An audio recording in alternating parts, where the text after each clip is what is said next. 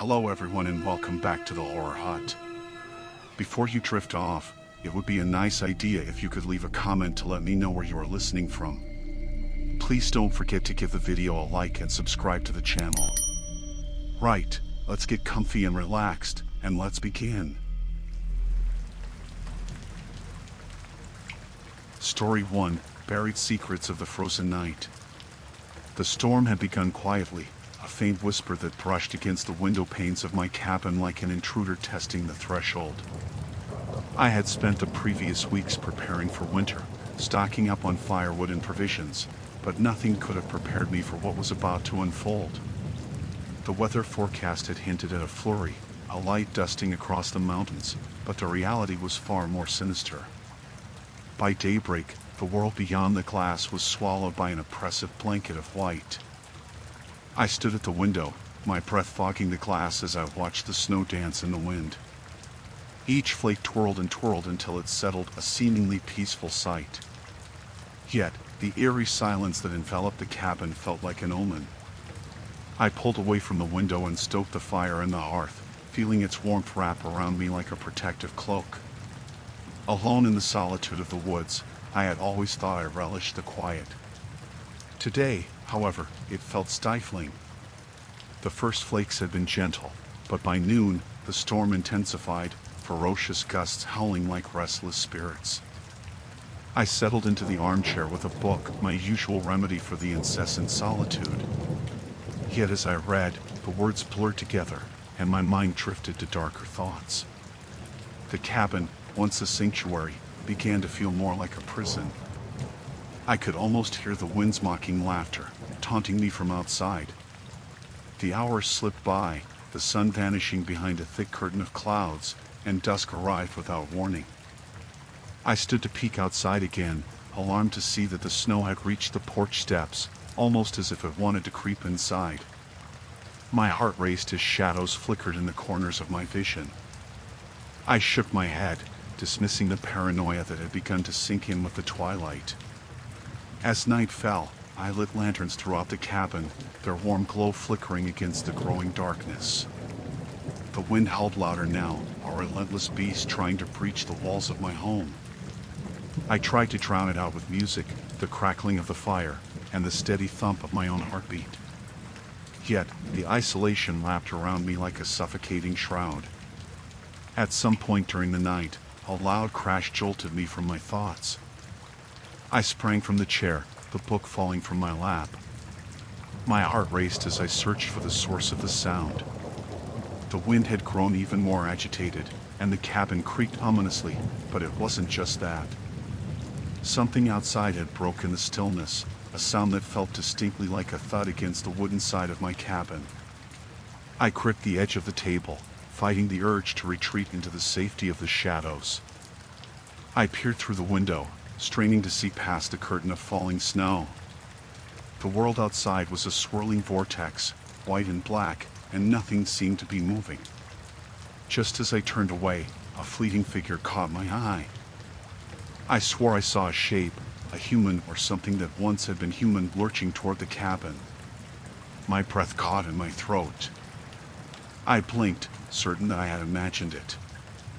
I cursed myself for letting the isolation gnaw at my mind.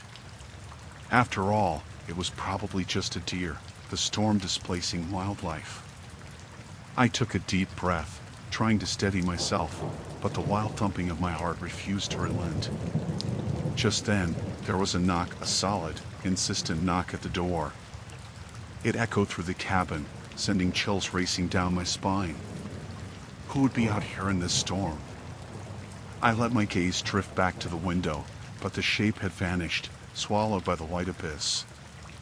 Hesitation gripped me like a vice. If it was a person in need, I couldn't turn my back. But what if it wasn't? Hello? I called out, my voice wavering in the stillness. There was no reply, just the howling wind and the soft, eerie creaking of the cabin settling further into the night. I approached the door cautiously, every instinct urging me to turn back. The knock came again, more desperate this time, rattling the wooden frame. I hesitated, my hand hovering over the doorknob. Was it worth the risk?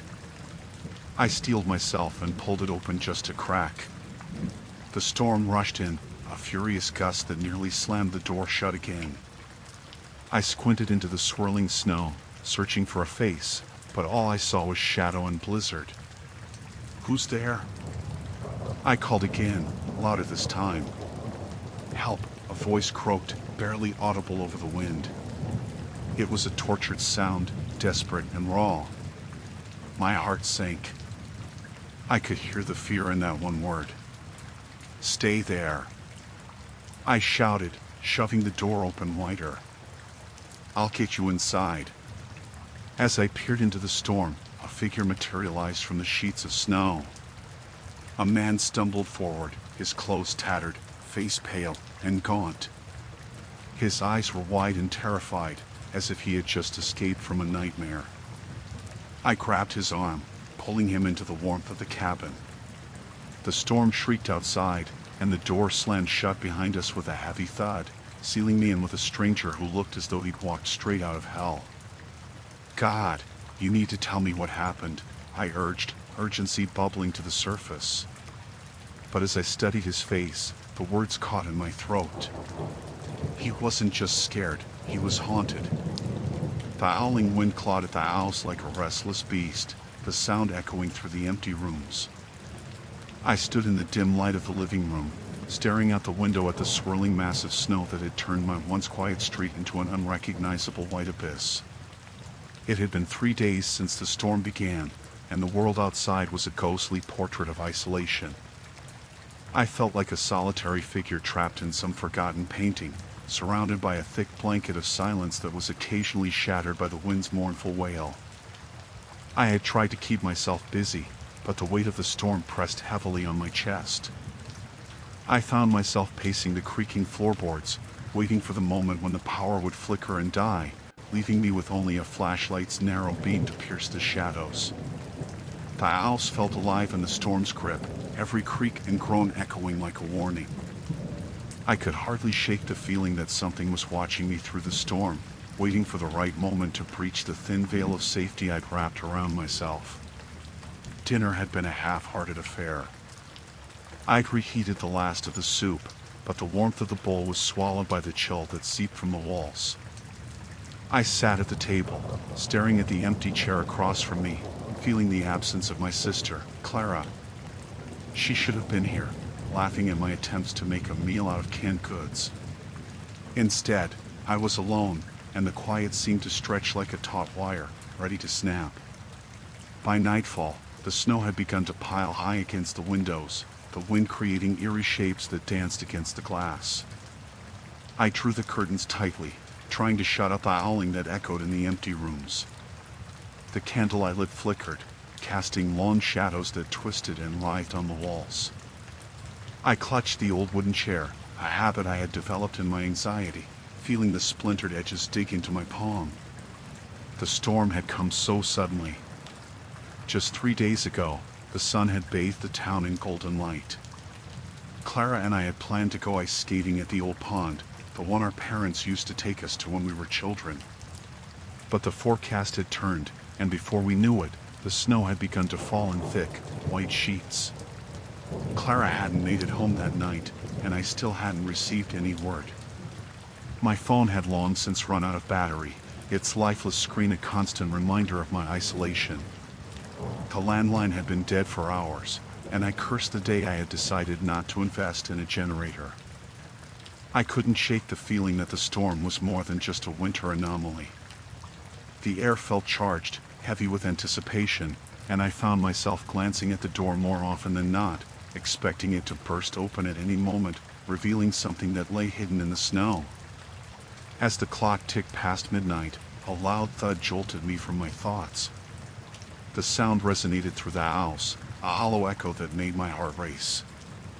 I stood frozen in place, eyes wide, straining to hear any further disturbance. The wind had begun to lighten, but now it had given way to a new noise, one that didn't belong to the storm. Footsteps. I was certain of it. There were distinct crunches against the snow, muffled but undeniably present. They came in slow, deliberate intervals, like a predator stalking its prey. I grabbed the flashlight, my fingers trembling, and crept towards the front door. My heart thundered in my chest, drowning out the thumping of the wind. Had someone ventured out into the storm, or was this more? The door was locked, but it felt like a flimsy barrier against the imminent dread that threatened to engulf me. I crouched by the peephole, my breath hot against the cold glass. Outside was a swirling cloud of white, the snow blurring everything beyond the threshold.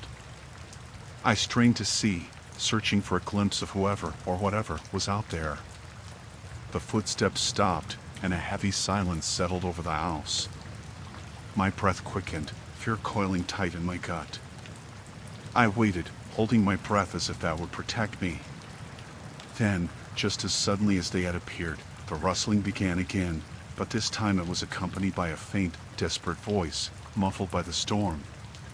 "Help, please." My heart sank. Clara?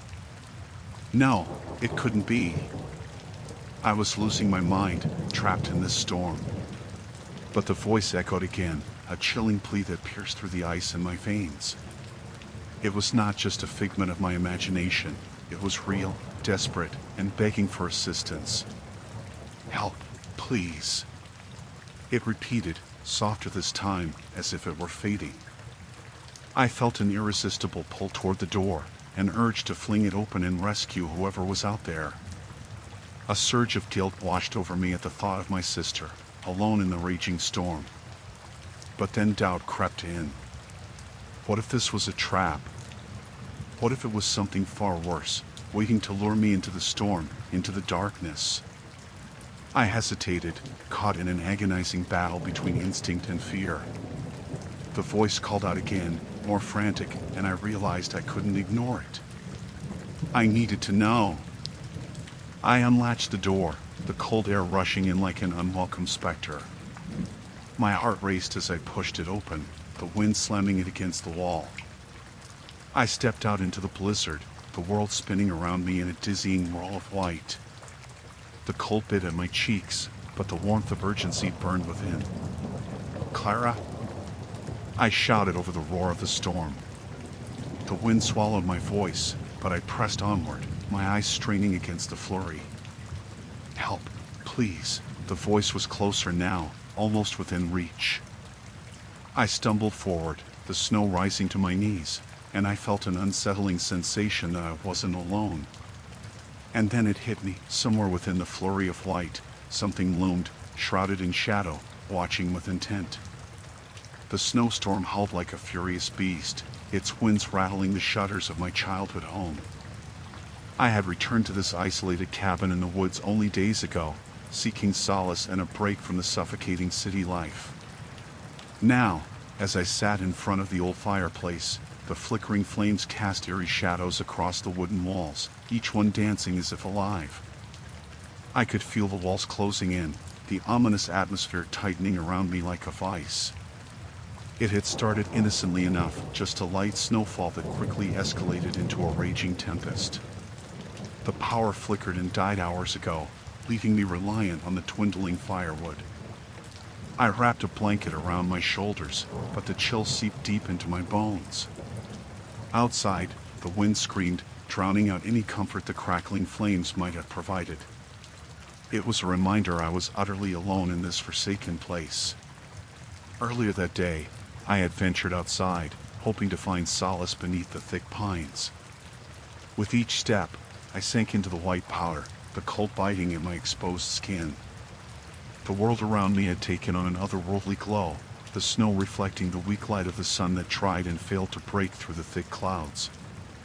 But the beauty of it all faded once I noticed the absence of sound. The usual cacophony of rustling leaves and distant animal calls was smothered beneath layers of snow, leaving an oppressive silence that unsettled my thoughts. I had taken to exploring the nearby woods, convinced I could dismiss the whispers that danced on the edges of my consciousness. The cabin was steeped in memories, some comforting, others painful. The last time I had visited was years ago, long after my father's passing. He had loved the winter, the snow, I often imagined him out there, carving out a path through the drifts for me to follow, his laughter echoing in the air. Now, that laughter echoed back only as mockery. As twilight descended, the storm intensified, and without the sun's warmth, the cabin felt even more desolate. The howling winds grew louder, punctuated by the occasional thump of snow falling from the branches. It reminded me of the stories my father used to tell me, tales of lost souls wandering the woods, trapped in an endless blizzard, forever searching for their way home. I shook my head, trying to dismiss the creeping dread pooling in my stomach. Then came the noise, a soft thud against the door. I froze, my heart racing. The storm drowned everything else, but this sound was unmistakable, distinct against the howling wind.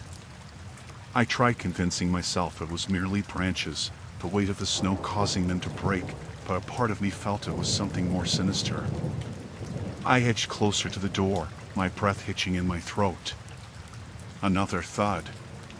It was followed by a dragging sound, slow and deliberate, like something heavy being pulled across the floorboards outside. My fingers trembled as I reached for the doorknob, the cold metal biting into my skin. The thought of what lay on the other side sent a shiver down my spine. "Hello?" I called out, my voice barely audible above the storm. I strained to listen, hoping for a reply, but there was nothing. Only the relentless winds howled back at me, mocking my fright. After a moment that felt like an eternity, I pulled the door open a crack, the old hinges creaking in protest. The swirling white outside blurred my vision, but I could make out the outline of something dark against the snow. My pulse raced as I pushed the door further, peering into the chaos. Nothing. Just an endless expanse of white, the storm swallowing everything whole. I took a hesitant step outside, the snow crunching beneath my boots. The air was thick with cold, and I wrapped my arms around myself, trying to ward off the chill that began to settle deep in my bones. I scanned the area, half expecting to find someone seeking refuge from the storm. The trees loomed around me, tall and menacing, their trunks covered in a thick layer of frost. I felt a strange compulsion to venture further, to find out what had made the noise. The storm whispered secrets I couldn't quite grasp, and I felt tethered to its madness. I took a deep breath, stepping into the woods, the snow rising to my ankles. The further I walked, the more the storm seemed to swallow sound, creating a cocoon of silence around me. My heartbeat thudded in my ears, drowning everything else. I called out again, this time a little louder, but only silence answered me. Then, suddenly, I saw it, a figure flitting between the trees. My stomach churned, panic rising as I blinked in disbelief. I couldn't tell if it was real, the storm distorting my senses. It moved too quickly, disappearing behind a thick trunk before I could process what I had seen. Was it a trick of the light? My imagination? Or something far worse? I turned back toward the cabin, a sense of urgency propelling me forward, but the snow loomed higher now, dragging at my legs like a predator. I stumbled through the deep drifts, the howling wind carrying a voice that sounded eerily like my own, calling my name. As I neared the cabin, I glanced back, half expecting to see the figure emerge, but the woods remained silent, the dark shadows holding their secrets close. I swung the door shut behind me, the gust of wind pressing against the frame as if begging to enter. I leaned against it, panting, the warmth of the fire beckoning me back. Yet the unease coiling around my chest remained. I could no longer shake the feeling that I was not as alone as I had thought. Something lurked just beyond the threshold of my vision, and as the storm raged on outside, it felt like it was only a matter of time before it would find its way in. The storm raged on for hours, a relentless howling that filled the night with a cacophony of despair. Each gust of wind seemed to carry a whisper, taunting me with the thought that I was not as alone as I wished to believe. The snow fell in thick, wet clumps, obscuring the world outside my window, transforming the familiar landscape into a featureless void. I had never truly understood the depth of isolation until that night. I huddled beneath a pile of blankets, the flicker of the candle casting elongated shadows against the walls of my small cabin. I had already lost count of how many candles I had lit in a fruitless attempt to fend off the gathering darkness. The air in the cabin felt thick, almost suffocating, as if the storm outside were pressing in on me, trying to breach the flimsy walls that had once felt like a sanctuary. I stared at the walls, seeking comfort in their familiarity, but all I found were the jagged scars of wood and nails, each crevice a reminder of the life I had left behind.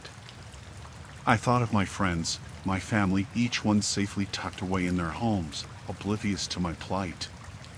A bitter laugh escaped my lips. Perhaps they were better off not knowing. The wind howled louder, a banshee's wail that sent chills crawling up my spine. I clutched the blanket tighter around me, feeling the fabric dampen against my sweat-soaked skin. How long had it been since I had heard a voice? Felt the warmth of another being? I couldn't remember. It felt as if I was the last person on Earth, marooned in a snowbound nightmare. As the minutes crawled by, I tried to distract myself with thoughts of escape. I envisioned the door, the way it would creak open under my touch, leading me into a world that still existed beyond the storm. I imagined the crisp bite of the frigid air, the thrill of running through the snow towards safety. But each time I considered it, an image of the darkness beyond chilled me to the bone. I had heard the stories of those who ventured out in blizzards, only to become lost, swallowed whole by the white abyss. There was a sudden loud crack from the roof, the sound echoing in the stillness, and my heart raced. I dropped the blanket and stood, moving toward the window. The glass was fogged over with condensation, but I could make out the shape of the world beyond, blurred and distorted. It was then that I saw it, a figure, barely visible in the swirling snow. My breath hitched as I pressed my face against the glass, trying to focus. It was fleeting, a fleeting glimpse of something moving. My heart pounded in my chest. I stepped back, the wooden floor creaking beneath my weight. Had I imagined it? The storm played tricks on the mind, distorting reality with its relentless fury. I shook my head, trying to dispel the shadows gathering in my thoughts. It was just a storm. But then, a hollow knock echoed through the cabin, cutting through the wind. A heartbeat of silence followed, and I froze. The sound had come from the door. I felt the warmth drain from my body, leaving only the cold grip of fear. I should have called out, asked who it was, but my throat tightened around the words. Another knock, this one harder, thumping against the wood like a warning. I backed away from the door, my heart racing. Perhaps it was a neighbor, someone seeking shelter from the storm. But the cabin was remote, far from any other house, and I had not seen another soul for days. The knocking came again, relentless, as if whatever was on the other side was desperate to get in. I grabbed a candle, the flame flickering wildly, and took a cautious step toward the door. My hand hovered over the latch, trembling. Should I open it? What if it was a trap? Just as I thought to bolt the door, the storm outside howled once more, drowning out the sound of the knocking. I stood frozen, a battle raging in my mind between fear and curiosity. I had to know. With a deep breath, I turned the latch and slowly opened the door, wincing as the cold air rushed in, biting at my skin. The snow swirled around the threshold, and for a moment, I saw nothing but the darkness. Then, from the haze, a figure emerged, half hidden by the storm. My heart stopped as I recognized the silhouette. It was someone I knew, or at least someone I had known. "Help me," came the ragged voice, barely audible over the wind. But it wasn't a voice I expected, nor a face I wanted to see. It was Jamie, my childhood friend, her clothes soaked and her eyes white with terror. I glanced at the storm, back at Jamie, and all I could feel was a dread that churned in my stomach. Jamie? I could hardly breathe the name. "How are you here?" I thought. Please, let me in, she cried, her voice cracking like the ice forming outside. I stepped aside, instinctively reaching out to pull her inside. As she stumbled over the threshold, I caught a glimpse behind her. A shadow moved against the swirling snow, just beyond the door. My blood ran cold. I slammed the door shut, locking it against the storm, against whatever had followed her in the depths of the night. I turned to face Jamie, whose face was pale and streaked with tears. "Why are you here?" I asked, my voice trembling. "I can't explain." "They're coming," she gasped, her words tumbling out in ragged breaths. "Who is coming?" But I already knew.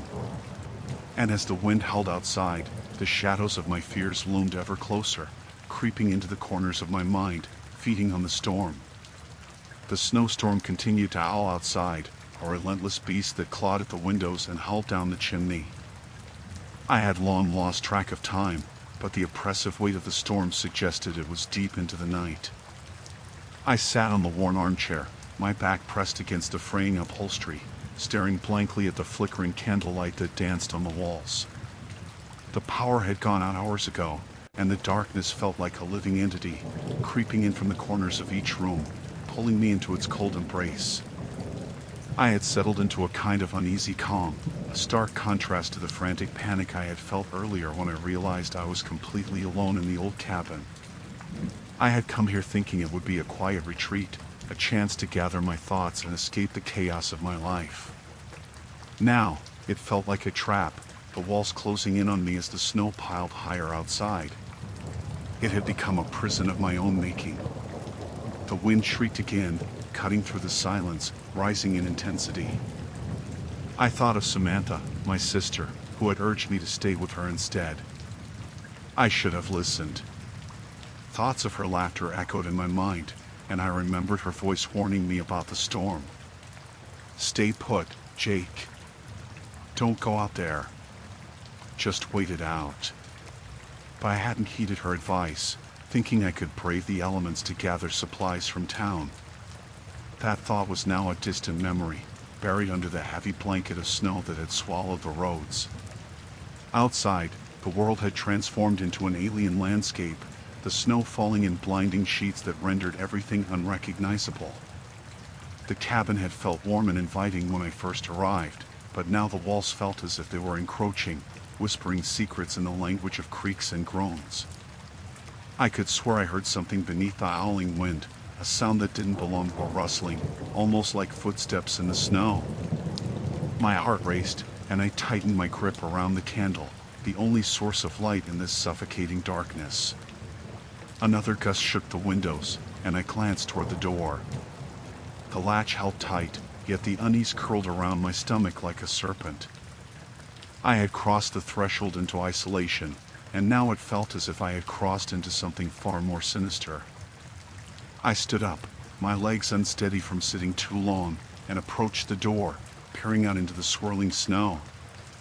The visibility was almost zero, the world outside a swirling chaos of white. I remembered the stories my grandmother used to tell about travelers lost in storms, disappearing into the blizzard, never to return. Had I inadvertently invited that fate upon myself? I shook my head, driving the thoughts away. I was being foolish, letting my mind get the better of me. Just as I turned back toward the candlelight, a loud crack echoed through the cabin, followed by a sharp thud. I froze, every nerve ending on high alert. There it was again, something heavy hitting the roof. My heart beat in my ears, drowning out the wind. Instinctively, I moved toward the fireplace, the shadows swirling around me like restless spirits. I grabbed a poker, its comforting weight filling me with a false sense of security. Another thud, louder this time, followed by a slide, as if something had fallen. My breath quickened. It was impossible. I was alone. No one could have made it here in this storm. The door had been bolted tight. I had checked it twice. The candle flickered again, nearly extinguishing, and I gripped it tighter, the wax warm against my palm. "It's just a storm," I whispered to myself, more for reassurance than belief. I forced my feet to move, inching toward the source of the noise, the fire casting erratic shadows that seemed to flicker with a life of their own. Then, I heard it, a whisper, soft yet distinctly audible above the wind. I stopped, my breath hitching in my throat. It was a voice, a soft, mournful sound that sent ice through my veins. I strained to listen, to discern the words, but the wind carried them away like smoke. "Help me." I nearly dropped the candle. It felt impossibly close, crawling up my spine and twisting my stomach. The sound swelled within me like a dark tide, and without thinking, I moved toward the door, instinctively drawn to whatever lay beyond. Should I open it? The thought filled me with dread. I stood there, frozen, my heart hammering as a new realization gripped me. If someone were out there, lost in the storm, I should help them. But the stories of wanderers lured into the depths of the snow also echoed in my mind. I was faced with a choice, to risk my safety or to remain safely ensconced in the cabin, potentially abandoning another soul to the storm's wrath. Before I could decide, the whisper came again. "Please. Help." I grasped the door handle, hesitating for a heartbeat before yanking it open, the wind rushing in like a wild animal. The light from my candle barely pierced the darkness outside, but I thought I saw a figure stumbling through the snow. My instinct screamed at me to retreat, but I couldn't ignore that voice, that desperate plea. "Hello?" I called out, my voice sounding small and weak against the howling winds. "Are you there?" The figure turned, and in that instant, I felt a chill that had nothing to do with the temperature. It was like ice water in my veins, a knowing dread that I had just made a grave mistake. The storm raged on, and as the door slammed shut behind me, I stepped out into the blizzard, the darkness swallowing me whole. Story 2, last stop before the darkness. The headlights of my car cut through the thick night, illuminating a narrow stretch of road flanked by dense trees that loomed like silent sentinels. The pavement glimmered with moisture left by a recent rain, and I tightened my grip on the steering wheel. The radio sputtered static, the occasional hiss of a distant station breaking the silence. I hadn't seen a soul for miles, which was unnerving in itself, but I was running low on gas and badly needed to refuel.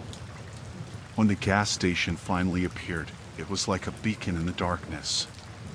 The neon sign flickered erratically, its glow barely managing to push back the shadows that enveloped the place. The station looked old, its age evident in the rust on the edges of the metal canopy and the cracked tiles of the forecourt. It seemed oddly out of place, as though it had been frozen in time. A single pump stood sentry, and I could see a figure moving slowly inside the convenience store, their features obscured by the dim light. I pulled up to the pump, the engine of my old sedan sputtering before falling silent. The atmosphere was oppressive, a weight pressing down on my chest as I stepped out into the cool night air. The faint scent of gasoline mingled with something rancid, and I hesitated for a moment, scanning the area. There wasn't a soul in sight, just the distant sound of insects and the rustling leaves. Pushing open the door to the store, I was greeted by a bell that jingled above me, its sound echoing off the peeling walls. The figure I had seen earlier was behind the counter, a woman who appeared to be in her 60s. Her hair was unkempt, streaks of gray forming a disheveled halo around her weathered face. She glanced up at me, her eyes narrowing with a wariness that made my skin crawl. "Evening," I said, forcing a smile. She didn't respond, her gaze lingering on me for a moment longer before she returned to whatever she had been doing. I stepped further inside, the fluorescent bulbs flickering overhead, casting an unsettling light across the aisles lined with dusty snacks and outdated magazines. The atmosphere felt thick, almost suffocating, and I could hear the slow, rhythmic ticking of a clock somewhere in the back. I made my way to the cooler, grabbing a bottle of water to quench my thirst.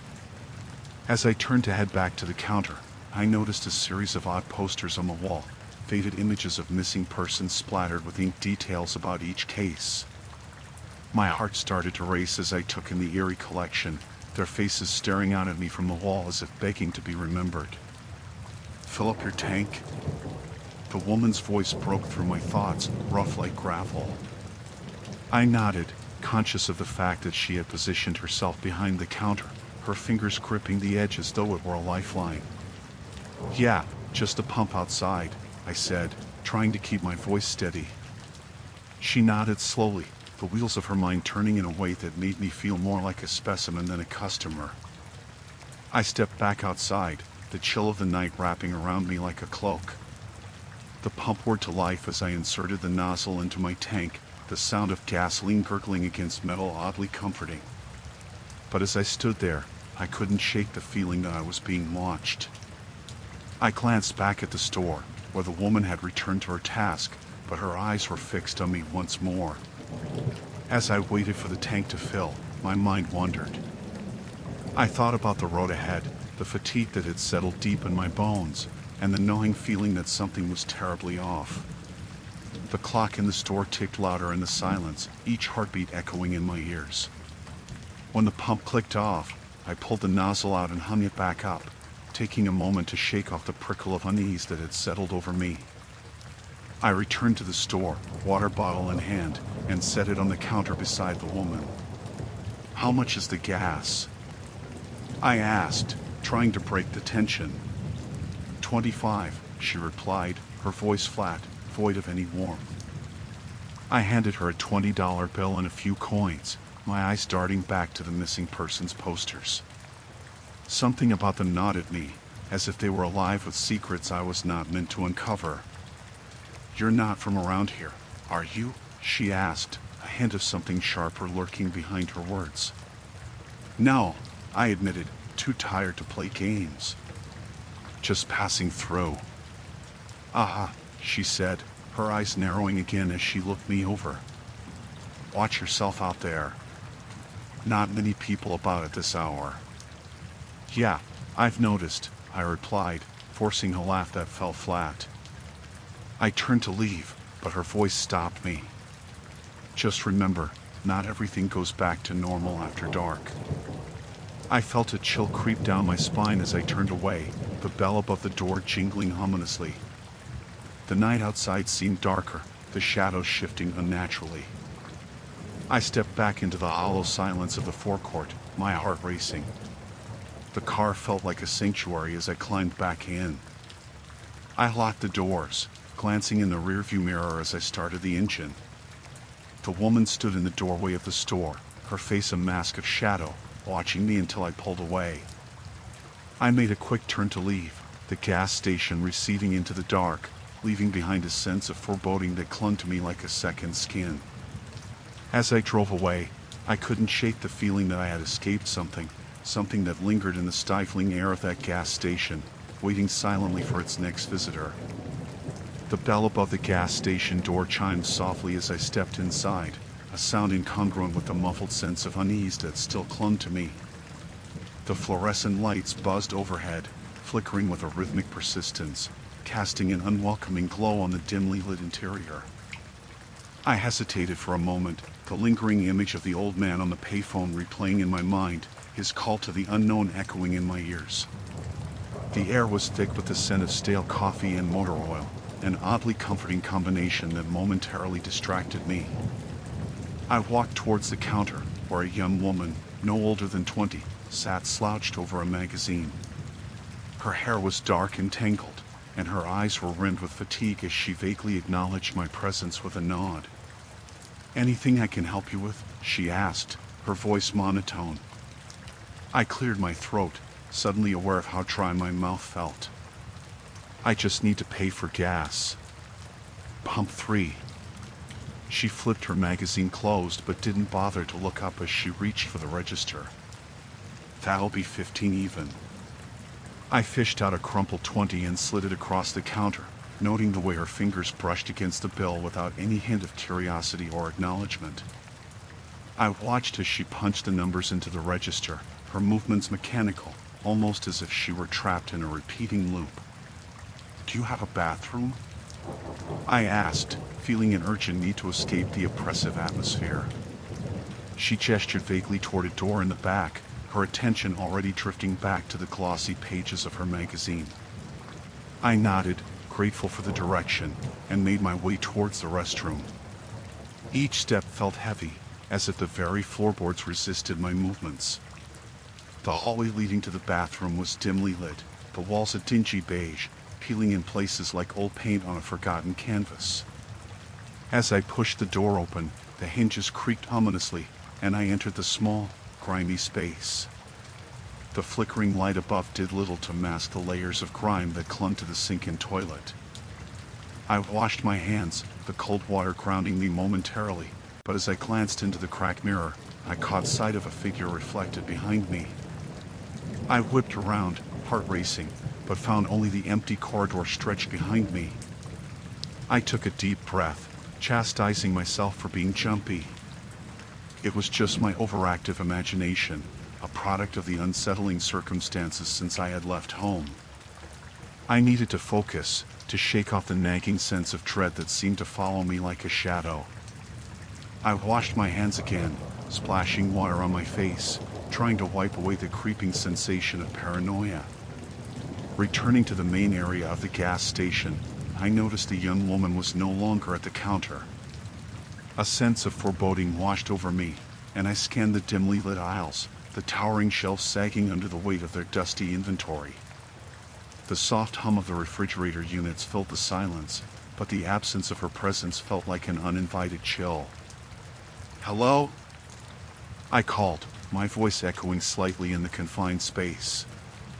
No answer came, just the faint sound of the wind whistling outside, a reminder of the growing storm. I shuffled through the aisles, half-heartedly glancing at the products, all outdated snacks and drinks displaying faded labels. I considered the possibility of leaving, but my car had barely made it to the gas station, and I didn't want to risk being stranded in the middle of nowhere. "Is someone back there?" I asked, raising my voice slightly, but still a little self-conscious. The silence enveloped me, thick and suffocating. After a few more moments of hesitation, I ventured towards the door labeled "Employees Only." My pulse quickened as I pushed it open, revealing a narrow back room cluttered with boxes and old equipment. The flickering overhead light cast strange shadows that danced across the walls, warping the space into something disorienting. "Hello?" My voice cracked, and I fought the urge to call out again. The room was empty, but I sensed a presence, something lurking just out of sight. The sound of a door creaking caught my attention. I turned sharply, my heart pounding, but nothing stood behind me. My breath quickened, and I stepped further into the room, my instinct screaming at me to turn back. A lull hum filled the air, and my gaze landed on an old radio perched on a shelf, its static crackling intermittently. I reached for it, curiosity pushing me forward. As soon as my fingers brushed against the dial, a sudden chill ran down my spine. I hesitated, an inexplicable dread taking hold, but I twisted the knob anyway. The static gave way to a distorted voice, barely audible but laced with urgency. "Help! They're here! Don't trust!" The voice cut off abruptly, replaced again by static. I stumbled backward, the radio slipping from my hands and crashing to the floor, shattering the eerie silence. I stood frozen for a moment, the weight of what I had just heard pressing down on me. The storm outside had intensified, the wind howling as I realized I was now alone. I could feel it now, a palpable energy lurking in the shadows, something watchful, something hungry. My instinct screamed at me to flee, and I turned, racing towards the exit, the echo of my footsteps following me like a warning. As I burst through the front door and into the rain-soaked night, I half expected to find something waiting for me, but the gas station stood silent, a dark sentinel against the storm. My car was still there, but as I fumbled with the keys, a shadow flickered in my peripheral vision. I looked up, breath hitching, and found the old man from before staring at me from the edge of the lot, his eyes glinting in the dim light, a knowing smile creeping across his face. "Don't trust them," he whispered, voice carried away by the wind, and just as quickly as he had appeared, he melted into the shadows. An icy dread settled in my chest. Something was wrong here, and I had a sinking feeling I had only begun to scratch the surface. The fluorescent lights buzzed overhead, casting a sickly yellow hue across the gas station. I stood by the counter, the faint smell of stale coffee mixing uneasily with the pungent scent of gasoline. It was past midnight, and the solitary hum of the refrigerator was the only sound competing with the distant rustle of leaves outside. I had taken refuge here after my car broke down on the way to my sister's, a 6-hour drive that had quickly turned into a nightmare. The attendant, an older man with a scruffy beard and a stained cap, simply called himself Sam. He had run the station for as long as anyone remembered, 20 years, he claimed, though I suspected it was much longer. His eyes held shadows of sleepless nights, and his skin bore the wrinkles of worry. He seemed both interested in my presence and indifferent to it, glancing up occasionally as he fiddled with a stack of outdated maps. "Need help?" he finally muttered, not really looking at me but more at the ceiling where a flickering light struggled against the darkness. I shook my head, tightening my grip on my phone. The screen was dark, no signal for hours. I had texted my sister earlier, hoping she'd know a solution. She hadn't replied. A creeping dread wormed its way into my thoughts. What if something had happened? I needed to get moving, but the car was unresponsive, and there was no mechanic in sight. "Don't worry too much about it," Sam said, watching me now with a mixture of pity and concern. "These things always manage to work themselves out. Just takes time." I forced a smile, but it felt brittle. I tried to distract myself by looking through the small convenience store section, filled with dusty snack racks and a cooler filled with sodas and bottled water. It felt surreal being here, trapped in this desolate outpost. I was acutely aware of the time slipping away, and the isolation began to gnaw at my nerves. As I wandered down an aisle, I heard the jingle of the door chime, announcing a new arrival. I turned to see a figure enter, tall and cloaked in darkness, the kind of silhouette that could make anyone feel uneasy. The man took slow, deliberate steps toward the counter, the light catching the edge of a baseball cap pulled low over his eyes. I couldn't make out his features, but I could sense the weight of his presence. "Gas," he said, his voice gravelly, hinting at a long journey that perhaps shouldn't have been made. Sam nodded, clearly uncomfortable but accustomed to the strange clientele that passed through. I edged closer to the counter, the tension in the air thickening as the man cleared his throat. "Fill it up," he added, his gaze drifting around the station, settling on me for a fleeting moment. I felt the chill of his stare, a sharp contrast to the warm, stale air inside. "Sure thing," Sam replied, moving to the back without breaking eye contact with the newcomer. I returned to the shelves, half-heartedly browsing items I didn't need, my heart racing in my chest. Something about the man unnerved me, but I couldn't pinpoint exactly what it was. He moved slowly, like a predator surveying its surroundings. I tried to shake off the discomfort, focusing instead on my phone, hoping for a miracle. The door swung open again. A gust of cool air swept through the station as another figure entered. This one was a woman, disheveled and wide-eyed, her clothes muddy and torn. She stumbled in, her breathing quick and frantic. "Help!" she cried, voice trembling. "You have to help me. He's coming." The room froze. The woman's fear was palpable, and my heart raced as she turned, looking over her shoulder as if expecting something or someone to follow her inside. Sam moved cautiously toward her, hands raised in a placating gesture. "Slow down, ma'am," he said, his voice steady yet strained. "Who's coming?" "The man," she gasped, glancing at the man by the counter. He didn't seem fazed, though I felt an icy grip close around my spine. "He's out there. He's been following me." Her panic reached a boiling point, and suddenly, She turned and rushed toward the door, slamming it shut behind her. The jingle echoed painfully in the silence, and the woman pressed her back against the door, breath coming in short gasps. "Call the police," I shouted, but Sam merely stood frozen, staring at the man. The tension clawed in my throat as I realized we were all trapped in this small space with him. "Easy now," the man said, his voice low and smooth, as if he were trying to soothe a frightened animal. "I'm not here to hurt anyone." "Then what do you want?" I demanded, stepping forward, adrenaline coursing through my veins. If I was going to face this, I needed to know. He merely shrugged, adopting an air of nonchalance that only deepened my unease. "Just passing through." "But the lady, well, she's a bit mistaken."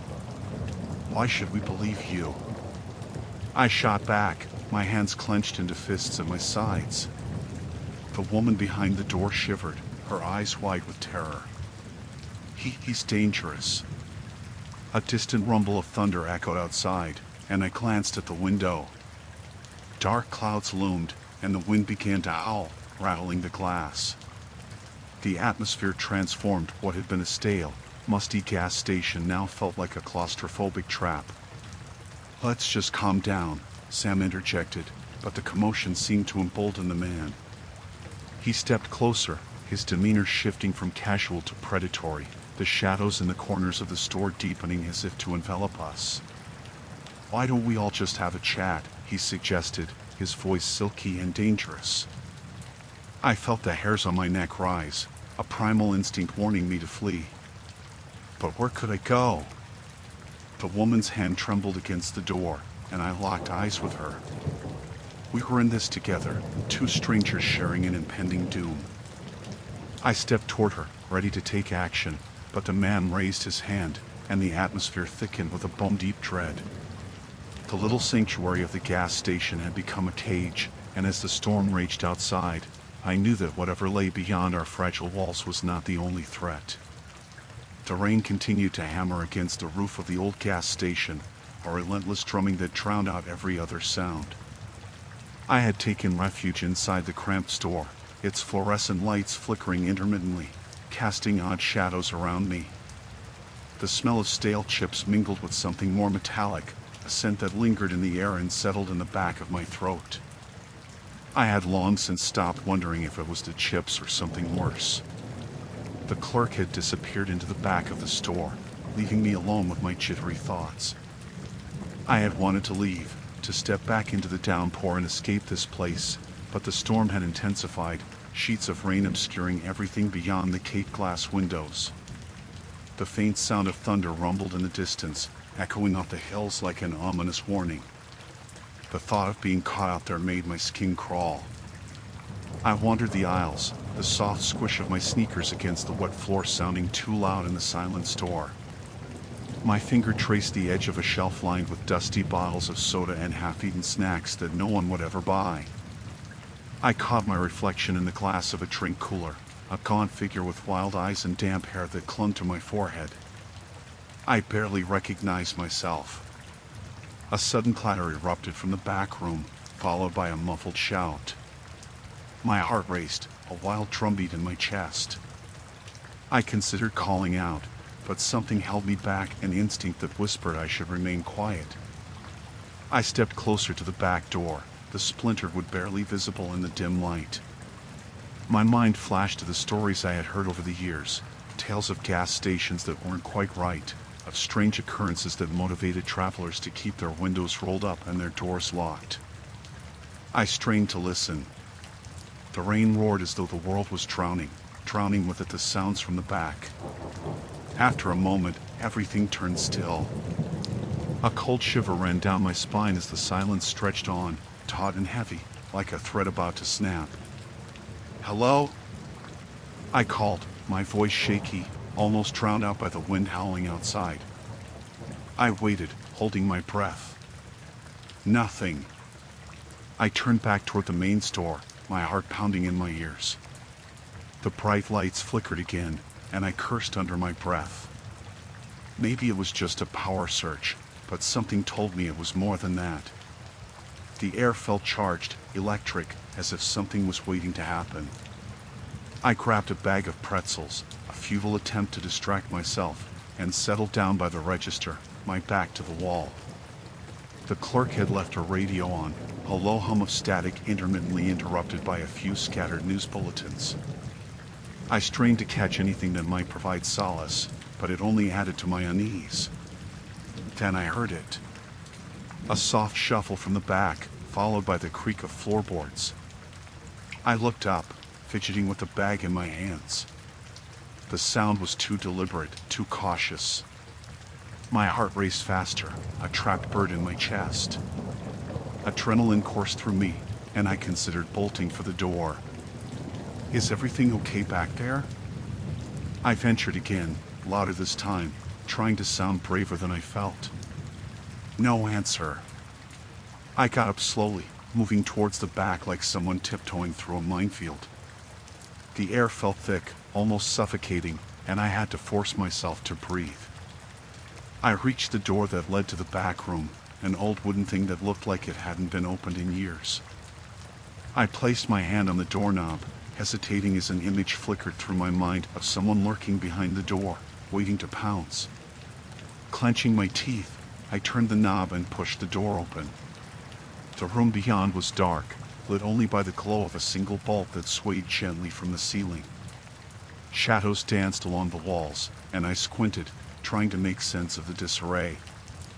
Boxes were strewn everywhere, some overturned, contents spilling out. But it was what I saw on the floor that made my stomach lurch. The clerk lay sprawled against the wall, his eyes wide and unseeing, a thin line of crimson tracing down his neck. A chill swept through me, followed by a wave of revulsion. I stepped back, my foot slipping on a puddle of something wet, and I barely caught myself. God! I gasped, my heart leaping into my throat. I turned to run, but the door slammed shut behind me, trapping me inside the dim room. Panic flooded my veins, and I pounded my fists against the door. Let me out! I shouted, my voice rising in pitch. I pressed my back against the door, my mind racing. Someone or something was in here with me. Then, a low chuckle echoed from the shadows, sending a wave of dread crawling up my spine. I froze, faced with an overwhelming urge to flee and a paralyzing terror that kept me rooted to the spot. The chuckle deepened into a rasping sound, and I felt the presence draw closer, a weight in the air. Looking for something, a voice called, slithering through the darkness. I swallowed hard, dread pooling in my stomach as I felt the fingertips of panic flutter inside my chest. My eyes darted around the room, searching for anything that could help me escape this nightmare. But all I could do was stare into the shadows, waiting for whatever was lurking within to reveal itself. The gas station loomed ahead like a specter in the night, its flickering fluorescent lights casting an eerie glow on the cracked pavement. I had driven for hours, the landscape blurring into monochrome shades of dark and despair. My stomach twisted in knots, not just from hunger but from the palpable dread that coursed through me as I pulled into the lot. The station stood alone amidst desolation, an oasis of light in a desert of shadows.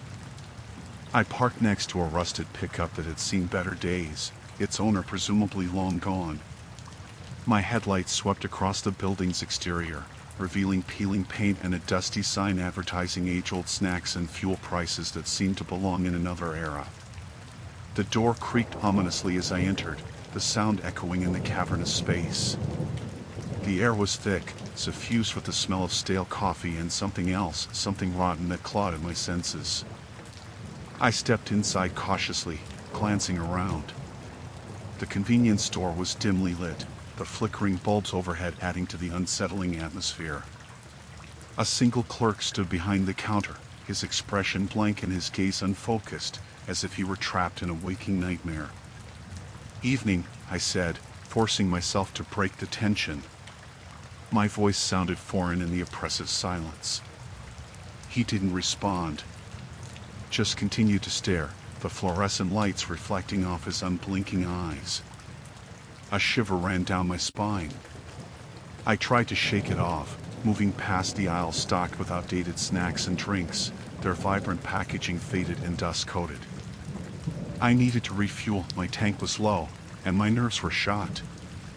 The gas pumps outside looked as ancient as the building itself, rust and grime clinging to them like memories best forgotten. I grabbed a pack of beef jerky from a shelf, the last remnant of sustenance I could muster, and approached the counter again. "Just this," I said, placing the jerky on the counter. The clerk finally blinked but remained motionless, as if he were processing my words at a glacial pace. He rang me up, his fingers moving mechanically over the keys. I fished out a few crumpled bills from my pocket. As I handed over the money, I caught sight of a newspaper folded haphazardly next to the register. The headline screamed a chilling tale, missing woman's body found in the woods. My heart raced as I skimmed the details. Do you have any idea what happened?" I asked, my voice barely above a whisper. His eyes darted to the newspaper, then back to me, unblinking. "Just a tragedy. People go missing around here." A knot tightened in my stomach. "What do you mean, around here?" He shrugged, his indifference unsettling. "This town's cursed. Bad things happen in the dark." Unease settled over me like a heavy fog. I took my change and stepped back, heart pounding as I contemplated leaving. I had heard enough ghost stories to know that dark places often house dark things. I turned toward the door, ready to escape the oppressive atmosphere, but as I did, the bell above the entrance jingled. A figure stepped inside, silhouetted against the bright lights outside. My pulse quickened as I recognized him, the man who had been chasing me. The clerk seemed to sense the shift in the air, his expression morphing from apathetic to alarmed. I stood frozen, paralyzed by fear as the man's face split into a sinister smile. He strode towards me, every step calculated, predatory. "Thought you could run away from me?" His voice was smooth, but the underlying threat made my skin crawl. Panic surged through me as I glanced toward the clerk for help. But he merely stared, a spectator in a scene he had no intention of disrupting. I backed away instinctively, my mind racing. I had to get out. He took another step closer, and I turned to bolt toward the exit. My foot caught on something on the floor, a patch of sticky liquid, perhaps soda or something worse. I stumbled, nearly losing my balance. The man laughed. "Running is futile, you know." I regained my footing and hurled myself toward the door, flinging it open in a desperate bid for freedom. The cold night air hit me like a slap, but I didn't stop. I dashed toward my car, fumbling for my keys in a panic. "Hey!" The man's voice echoed behind me, low and menacing. "You can't leave yet." I felt the adrenaline pump through my veins, my breath coming in frantic gasps. At last, I found the keys and yanked them from my pocket. I jumped into the driver's seat, fumbling to insert the key into the ignition, my hands trembling uncontrollably. "Stop," he shouted, his voice a dark growl. I turned the key, praying for the engine to roar to life. It sputtered, refused, and my heart plummeted. I glanced in the rearview mirror, a mistake. The man was a mere few feet away, his grin wide, teeth glinting in the light. With a final desperate turn of the key, the engine roared to life. I slammed the gear into drive and hit the gas, tires screeching as I tore out of the parking lot, the gas station fading into darkness behind me. But even as the distance grew between us, I could feel his eyes on me, a lingering presence that whispered of danger yet to come. I had escaped, for now, but I knew I couldn't outrun the shadows that haunted this cursed road. Story 3, Echoes from the Forgotten Grave.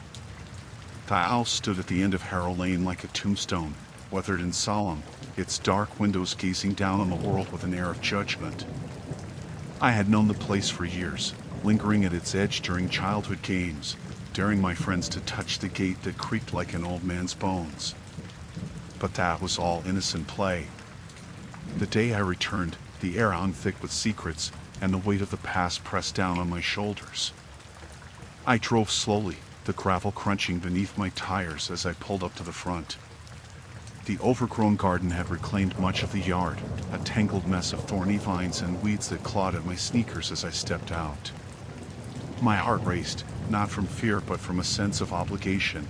My grandmother had left me the house when she passed, a relic I had never imagined inheriting. I had come to settle affairs, to sift through the remnants of her life, but I felt a strange pull, the kind that siphons away courage and leaves you exposed. As I pushed open the creaking door, the hinges screamed in protest, echoing through the empty hallway. Dust motes danced in the slivers of light that pierced the gloom, illuminating the worn floorboards beneath my feet. I took a deep breath, the sharp scent of old wood and forgotten memories filling my lungs. My grandmother had lived here alone for years, and it was hard to believe anyone had ever filled these rooms with laughter. Each step deeper into the house felt like a descent into something dark and treacherous. I moved cautiously, my fingers brushing against the walls, tracing the faded wallpaper that peeled like the skin of a long-forgotten ghost. The air was thick, almost electric, as if the house held its breath, waiting for something to awaken. I hadn't been inside for nearly a decade, yet it felt as if time had warped in here, stretching moments into eternity. I wandered into the living room, where the grand fireplace dominated the space, its hearth choked with ash. My grandmother had always been a superstitious woman, the kind who never kept a mirror facing the door or let the moonlight touch the bed. I chuckled to myself, remembering her warnings against the unseen forces that roamed the night, but laughter dried up when I glanced toward the window. The shadows seemed to flicker just beyond the glass, like figures moving in the corner of my vision. Shaking off the chill that crept down my spine, I moved to the kitchen. The cabinets stood ajar, their contents scattered in disarray, as if someone had ransacked the place.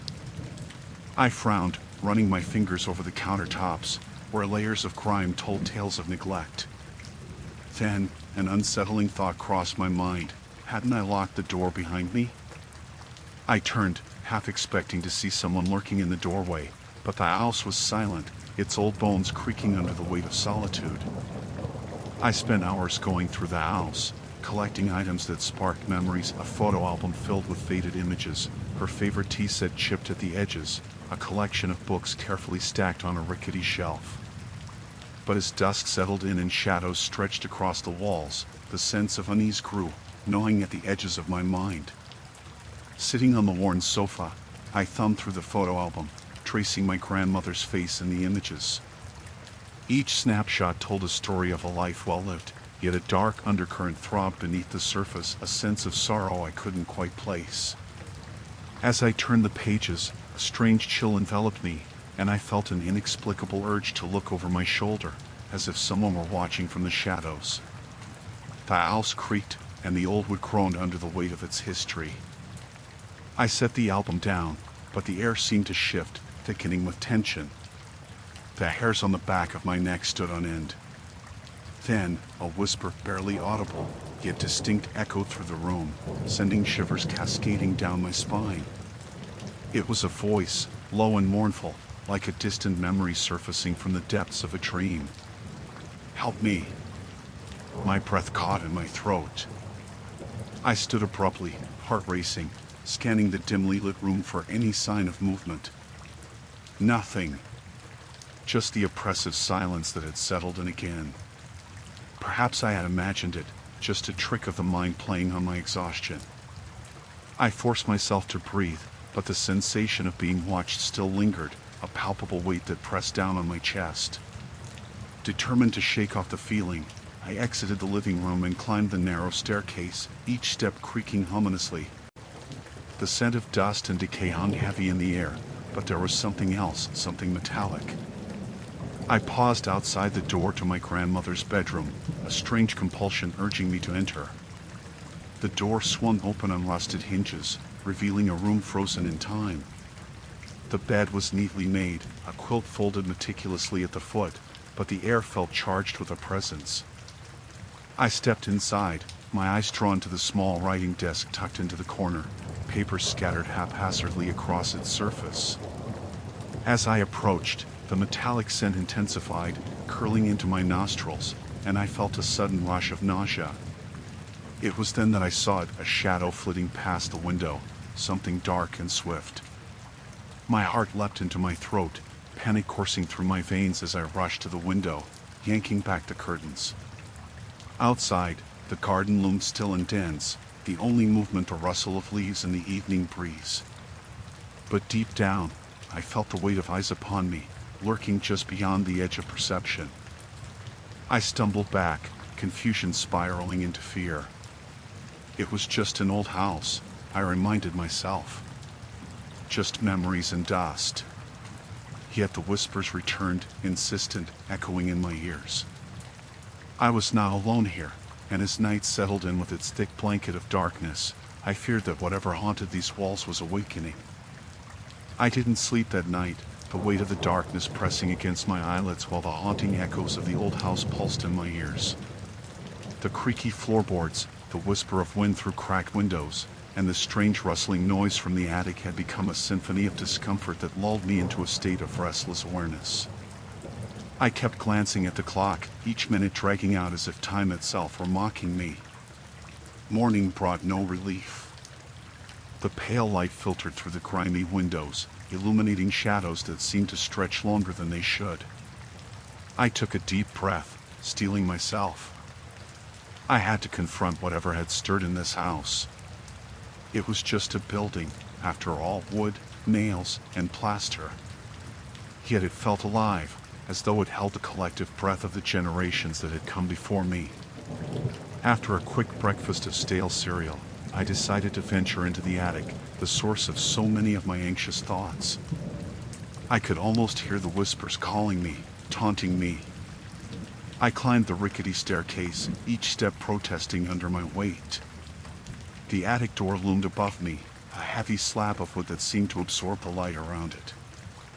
I hesitated for a moment, my hand hovering over the doorknob, sensing the thick air, as if the space behind the door could swallow me whole.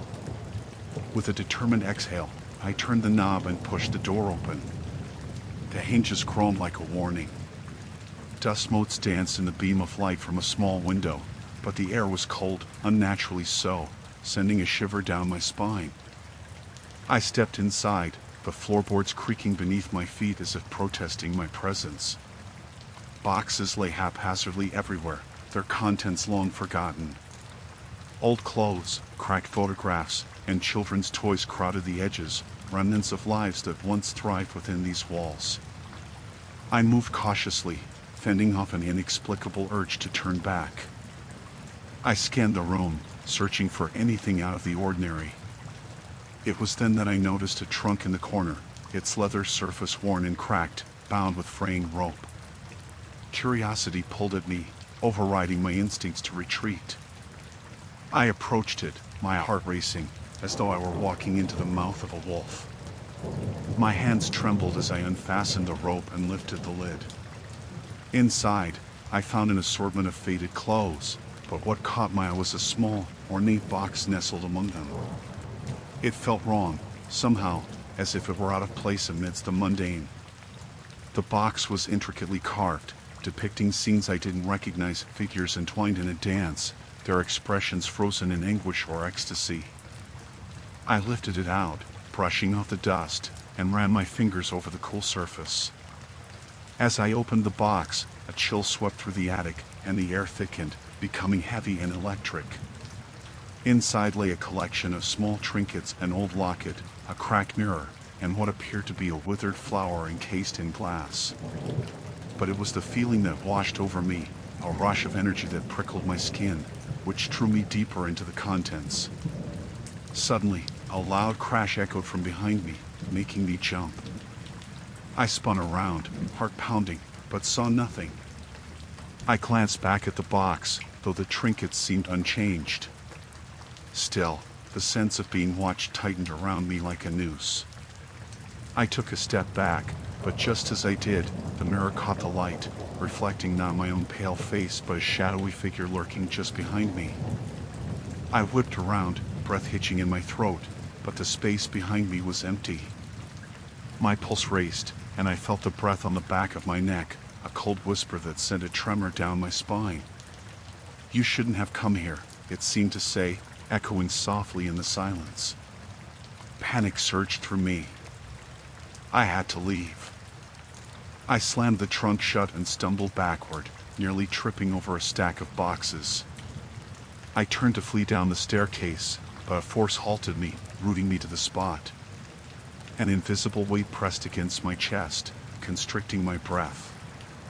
"Get out," a voice hissed, distorted and angry, wrapping around me like a thick fog. I couldn't tell if it was inside my head or a tangible entity. My heart raced as I fought against the grip, my instinct screaming for me to break free. I finally tore myself away, bolting for the door. The weight lifted just as I crossed the threshold, allowing me to gasp in air as I slammed the door shut behind me, leaning against it for support. I stood still for a moment, heart racing, as the silence of the hallway enveloped me. The shadows danced along the walls, taunting me. I wanted to dismiss it all as a figment of my imagination, a trick of the light, an echo of my mind. But the lingering chill on my skin and the frantic pounding in my chest told a different story. I stumbled into the kitchen, trying to compose myself, but the air felt thick with unseen eyes. I needed to escape, to leave this house behind, yet I felt tethered to it, drawn by an unseen force. I needed answers, and I realized I wouldn't find them by retreating. I had to confront the darkness head-on. As I reached for my phone to research the history of the house, I caught a glimpse of something darting past the window. I froze, heart racing once more. I turned slowly, dread pooling in the pit of my stomach, knowing that the worst was yet to come. The following days blurred into a haze of muted whispers and unshakable tension. I forced myself to go about my routine, yet the shadows in my house felt more alive than before. Each creak of the floorboards seemed to hold secrets, each flicker of light felt like a reminder of something watching. I could no longer ignore the chilling encounters, nor could I dismiss the feeling that my old house was harboring something dark. On the third night since the first encounter with the apparition, if I could even call it that, I lay in bed, the moonlight sifting through my curtains. I had tried to rationalize everything, but there was a gnawing fear that had settled deep within me. I had half a mind to call the previous owners and ask them about this place, but the thought of confronting them terrified me. What if they knew something I didn't? I shivered and pulled the blankets closer, trying to drown out the thoughts. Sleep didn't come easily.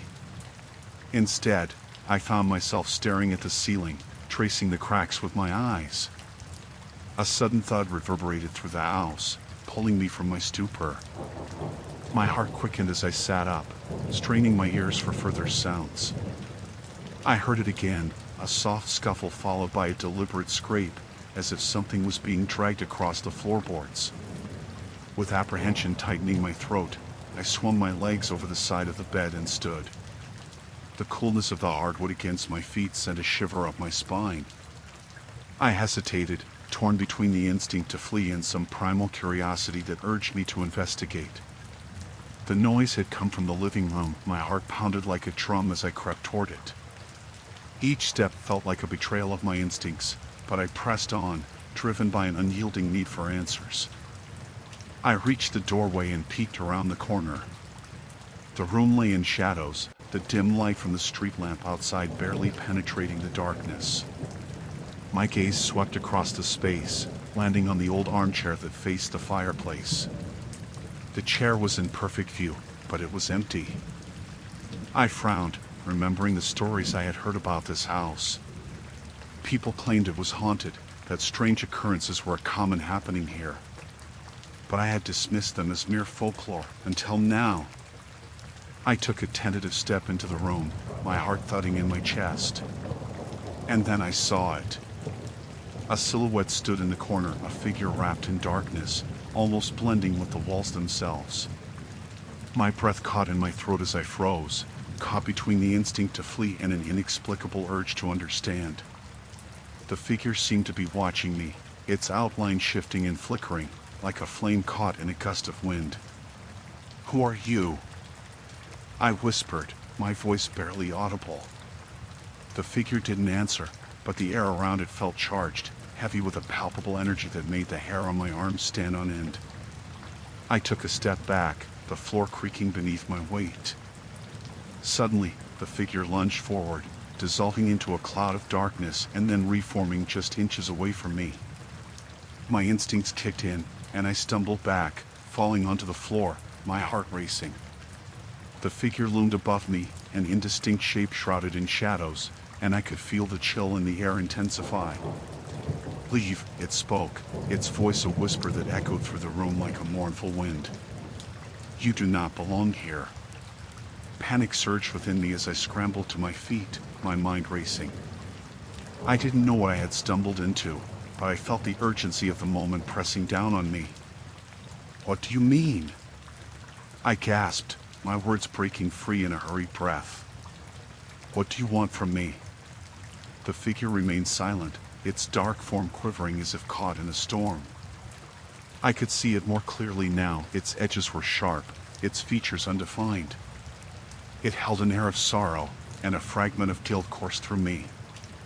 Perhaps it wanted to share something, to warn me of impending danger, but the fear overwhelmed my curiosity.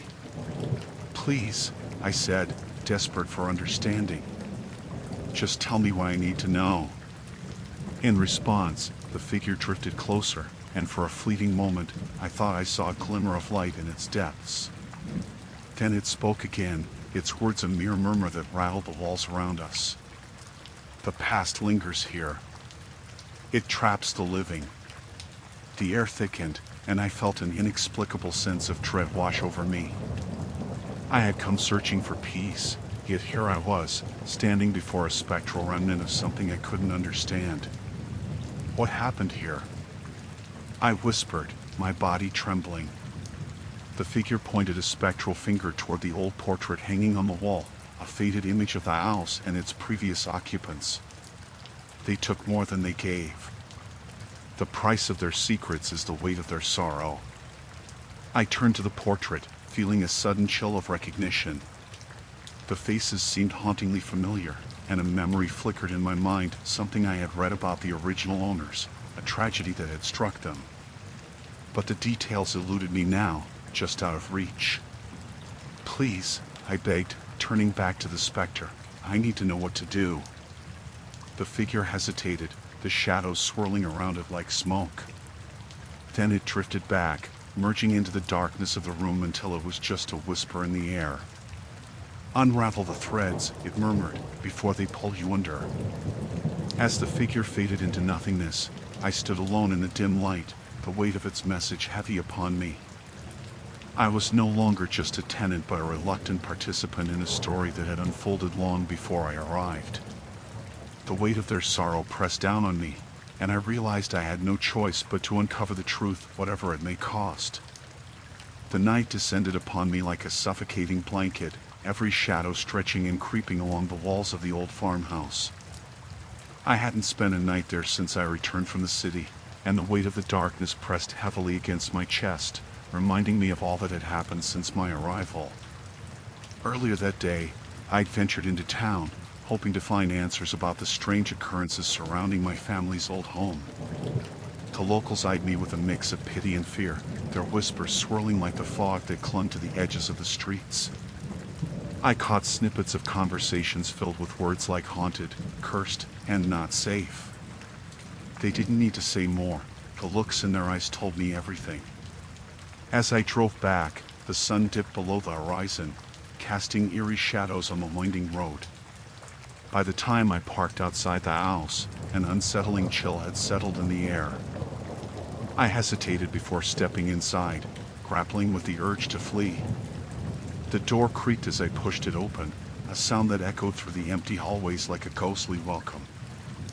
I climbed the stairs to the second floor, memories of laughter and warmth swirling in my head, quickly overshadowed by the oppressive silence that had taken root. I reached my father's study, the room I had avoided since discovering what lay within its confines.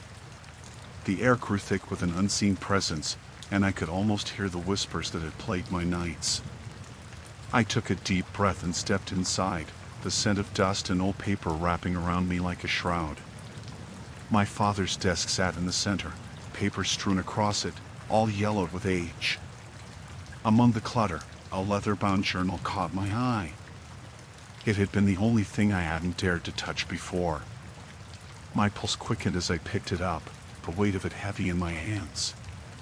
Page after page revealed my father's frantic writings, notes about dreams that morphed into nightmares and strange happenings around the house. He had jotted down names, dates, and occurrences that seemed to escalate over time. One entry sent a shiver down my spine. They're watching. I can feel them. If I disappear, it's because they took me. I slammed the journal shut, my heart racing. Was this the legacy my father left behind? A warning turned to madness? Behind me, a rustle made my skin crawl. I turned, half expecting to see something lurking in the shadows, but the room remained empty, save for the dust motes dancing in the fading light. Yet, an unsettling feeling hung in the air, as if something was just out of sight, watching. Determined to regain my composure, I left the study, but the house felt different now. The walls seemed to pulse, and the floor creaked beneath my weight, every echo amplified by the dark. I reached the living room and flicked on the lamp, the light flickering, casting long, wavering shadows across the walls. I sank onto the couch, trying to shake off the oppressive feeling closing in around me. That night, sleep evaded me. I stared at the ceiling, listening to the sounds of the house, distant creaks, the whispers of the wind outside. The clock ticked steadily, a reminder that time was moving forward while I felt trapped in this oppressive past. Just as I began to drift off, a figure flickered in the corner of my eye. I bolted up, heart racing, scanning the room. Nothing. I let out a shaky breath, scolding myself for succumbing to paranoia. Yet, just as I relaxed, the whisper returned, soft, almost melodic, weaving around the edges of my consciousness. I leaned closer as it grew louder, the words barely discernible, but the tone was unmistakably sinister. Leave, before it's too late. I shot up from the couch, terror coursing through my veins. The voice echoed in my mind, but I couldn't shake the feeling that it had come from the hallway. Against every instinct urging me to run, I stepped toward the sound. The hallway stretched before me, dark and foreboding. I hesitated, but the whisper returned, beckoning me forward. With hesitant steps, I approached the staircase leading to the attic. The boards creaked underfoot, and I felt an uncanny chill creeping up my spine as I reached the top. The attic door stood ajar, an invitation or a trap. I pushed it open, the hinges groaning in protest. The attic was filled with cobwebs and dust, the air stale and suffocating. Moonlight streamed through a small window, illuminating boxes piled high in the corners. I scanned the space, searching for any sign of the presence that had called to me. As I moved deeper into the room, the whispers grew frantic, swirling around me, a cacophony of warnings and pleas.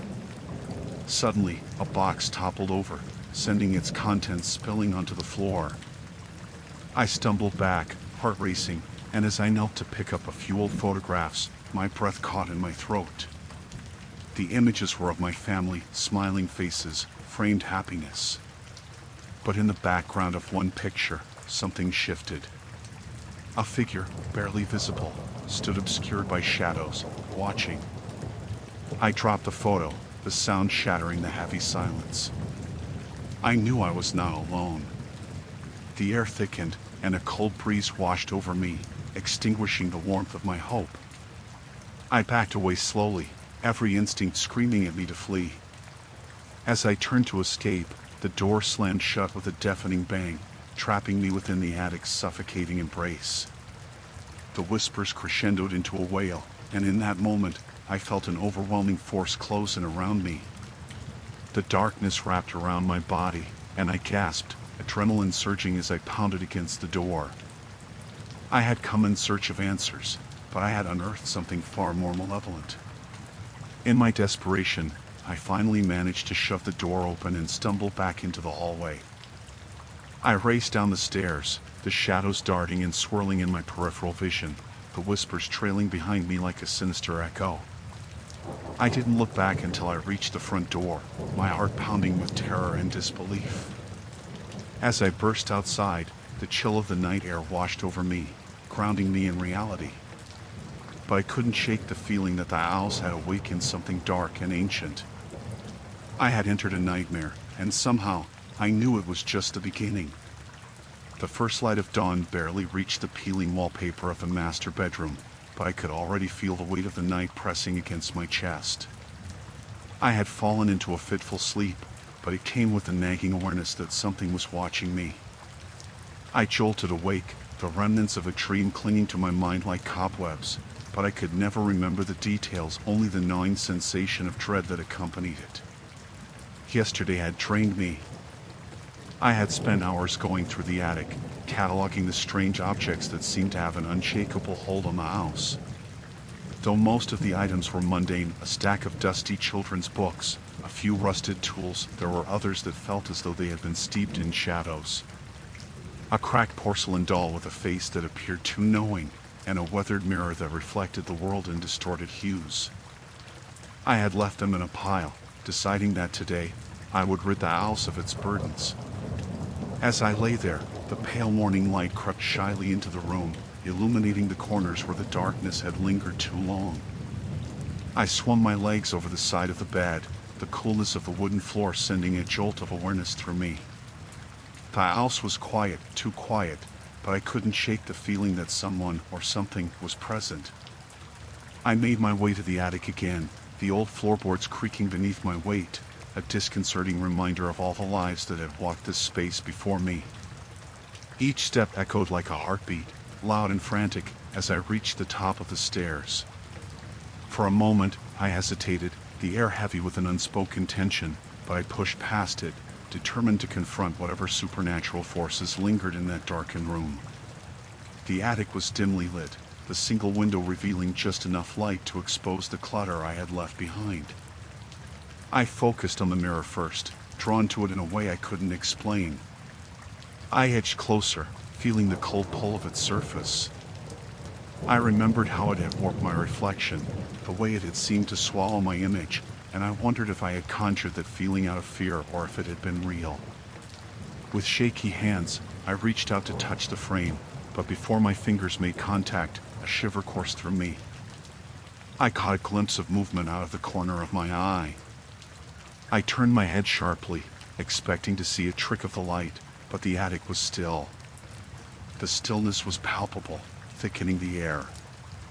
I returned my gaze to the mirror.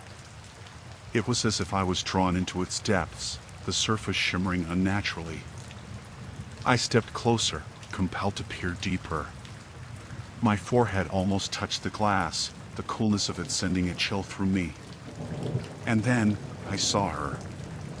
A figure stood behind me, a woman cloaked in shadow, her features indistinct yet hauntingly familiar. Panic surged through me as I turned on my heel, but the attic was empty, only the dust motes drifting lazily in the light. It took all I had to breathe, grounding myself against the wooden frame of the window.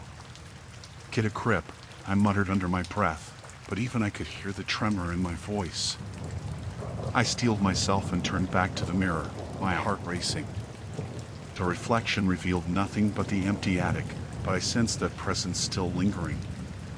I wanted to scream, to demand answers from the void, but I was paralyzed by an unspeakable fear. Instead, I took a step back, breathing heavily as I wrestled with the urge to flee. In the corner of the attic, the porcelain doll caught my eye again. It seemed to stare at me, its painted mouth twisted in a grotesque semblance of a smile. I approached, kneeling to inspect it more closely. A thought flickered at the back of my mind. Wasn't this the doll that had been missing when I found it? I reached out to touch its porcelain cheek, and as my fingers brushed the cool surface, a chill ran through me. A voice echoed in the silence, a whisper barely above the sound of my breath. "Help me." I jerked back, the panic consuming me. "Who?" I shouted, my voice breaking the stillness. The air thickened, the temperature in the attic dropping sharply. I felt the weight of the unseen presence pressing in on me, and in that moment, a realization struck like lightning. I was now alone. The atmosphere crackled with energy as I stood frozen, caught between fight and flight. "Show yourself!" I yelled into the gloom, seizing the defiance that had once fueled my resolve. Suddenly, the doll's head tilted slightly to the side as if it were considering my challenge. I stumbled back, the weight of all my fears crashing down on me. The air around me shimmered, and for a split second, I saw her again, the woman from the mirror, her features becoming clearer, her mouth forming silent words. "Help me." The attic felt like a cage, and I could hear the pounding of my heart echoing in my ears. Something stirred in the shadows, and I felt the urge to flee, yet curiosity held me in place. I had come here to confront the darkness, to find the source of the terror that haunted this house. And now, it was asking for my help. With a trembling hand, I reached toward the doll again, drawn into the storm of uncertainty. But before I could touch it, a chilling breeze swept through the attic, extinguishing the light and plunging me into darkness. I gasped, my breath hitching in my throat as a deep, resonant voice filled the space around me, echoing through the ages. "Do you dare to tread where others have fallen?" The words hung in the air like a warning as I stood on the precipice of a choice. Will I stand my ground or succumb to the fear that threatened to engulf me? The decision weighed heavily, and in that moment, my fate hung in the balance. Story 4: Echoes in the Dark Forest. The forest loomed larger than I remembered, its trees twisted and gnarled like the fingers of some monstrous hand reaching for the sky. Each step I took felt heavier than the last, the damp earth sucking at my boots. It had been nearly a week since Sarah went missing, and every hour spent searching for her chipped away another piece of my sanity. I could still hear her laughter echoing in my mind, mingled with a sense of urgency that drove me deeper into the thicket. I had grown up in these woods. The towering pines and the rustle of leaves were my childhood playground. Yet, now, the very same trails that once felt like home twisted with an ominous air. It was the kind of silence that stifled your breath, the kind that made your skin prickle with apprehension. I was now alone out here, and I couldn't shake the feeling that something watched me from the shadows. My phone buzzed, pulling me from my thoughts. It was a message from the search team leader, asking for an update. I swallowed hard and typed back that I hadn't found anything. The signal wavered as I pressed send, a reminder that I was far from civilization. As I slipped the phone back into my pocket, I heard it, a faint whisper carried by the wind, a voice that made my heart race. I spun around, scanning the trees for any sign of movement, but there was nothing. Just the wind, mocking me with its chilling caress. The search had started with hope. Sarah hadn't been an avid hiker, but she decided to take a solo trek to clear her head. I remembered our last conversation, her laughter spilling over the phone as she told me about her plans. I had dismissed her concerns about the weather, thinking she was being dramatic. How naive I had been. Now, every rustle in the underbrush felt like a reminder of my failure to protect her. I pressed on, the path narrowing as I ventured deeper into the woods. The trees closed in around me, and the air grew thick with dampness and decay. I could almost feel the weight of the world leaning in, suffocating me. I stumbled upon a clearing, the kind where sunlight pierced the canopy and bathed the ground in golden light. For a brief moment, I felt a flicker of hope. Maybe she had made it this far. Maybe I would find her here. But the hope fizzled, replaced by unease. I approached the center of the clearing, scanning the ground for any sign that she had passed through. That's when I noticed the ground was disturbed, a circle of churned earth and twisted roots. My pulse quickened as I knelt down, brushing away the leaves. There were footprints, small and delicate, leading deeper into the woods. They were fresh. My heart sank. I followed the prints, each step driven by a mix of desperation and dread. The tightness in my chest grew with every footfall, and soon I stumbled upon a small brook, its water sparkling but uninviting. I crouched beside it, cupping my hands in the cool water. As I splashed my face, I caught a glimpse of something movement in the trees. I turned, heart pounding, but there was only stillness, a heavy silence that slammed against my ears. I continued on, the path narrowing and becoming more treacherous. The trees leaned in closer, their branches reaching out like skeletal fingers. Shadows lengthened, and I swore I could hear something breathing, keeping pace with me. I glanced over my shoulder, half expecting to see a silhouette behind me, but found nothing. Just the relentless whisper of the wind, swirling around me, taunting me with its secrets. The sun dipped lower in the sky, casting long shadows that danced menacingly at the edges of my vision. Panic began to claw at my throat. I should turn back. I should call for help. But that thought was drowned out by the desperate need to find her. The footprints were getting harder to follow, disappearing into underbrush before reappearing again as if taunting me.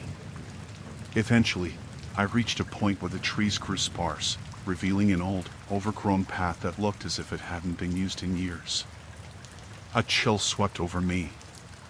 A sense of foreboding gnawed at my gut, but I felt drawn to it. The footprints beckoned, and I could almost hear Sarah's voice again, calling me to follow. Ignoring the shivers racing down my spine, I stepped onto the path. As I walked, the air grew colder. The trees seemed to crowd in tighter, almost suffocating in their embrace. I stopped when I heard it again, a soft, indistinguishable sound, like a child's giggle, laced with something darker. I turned, searching the shadows with my heart hammering in my chest. "Sarah," I called, the desperation surging through me like a tidal wave. "Sarah, can you hear me?" Silence answered, and the woods swallowed my voice, leaving only the echo of my own fear. My breath quickened, a panic rhythm pounding in my ears. I pressed forward, each step heavier than the last, the weight of doubt dragging me down. Just as I was about to lose hope, I saw a flash of color ahead, a piece of bright fabric caught on a branch. I rushed toward it, my heart leaping with a mix of dread and hope. But when I reached the spot, my heart plummeted. The fabric was a scrap from a child's shirt, torn and stained with darkened patches. I knelt down, a cold dread curling around my spine. The footprints I had followed were gone, leaving only the remnants of laughter echoing in the back of my mind. I was alone in the darkening woods, the heartbeat of the forest a steady reminder that some things were not meant to be unearthed. The air was still heavy with the scent of wet earth and pine. I inhaled deeply, trying to steady my nerves. The forest had transformed since I last traversed its trails. Shadows danced ominously between the trees, and a sense of foreboding crept into my thoughts. I was no longer in the comforting embrace of nature, but rather lost in its dark underbelly, a place where the known slipped away, and the unknown awaited like a predator. As I moved deeper into the woods, I replayed the events leading up to this moment. It had started innocuously enough, a routine search and rescue mission for a missing hiker named Clara, a young woman who had been reported missing 3 days prior. She had ventured into these very woods, armed with nothing more than a small backpack and her adventurous spirit. But as the hours turned into days, the hope of finding her alive dwindled, and a chilling realization settled in: something was terribly wrong.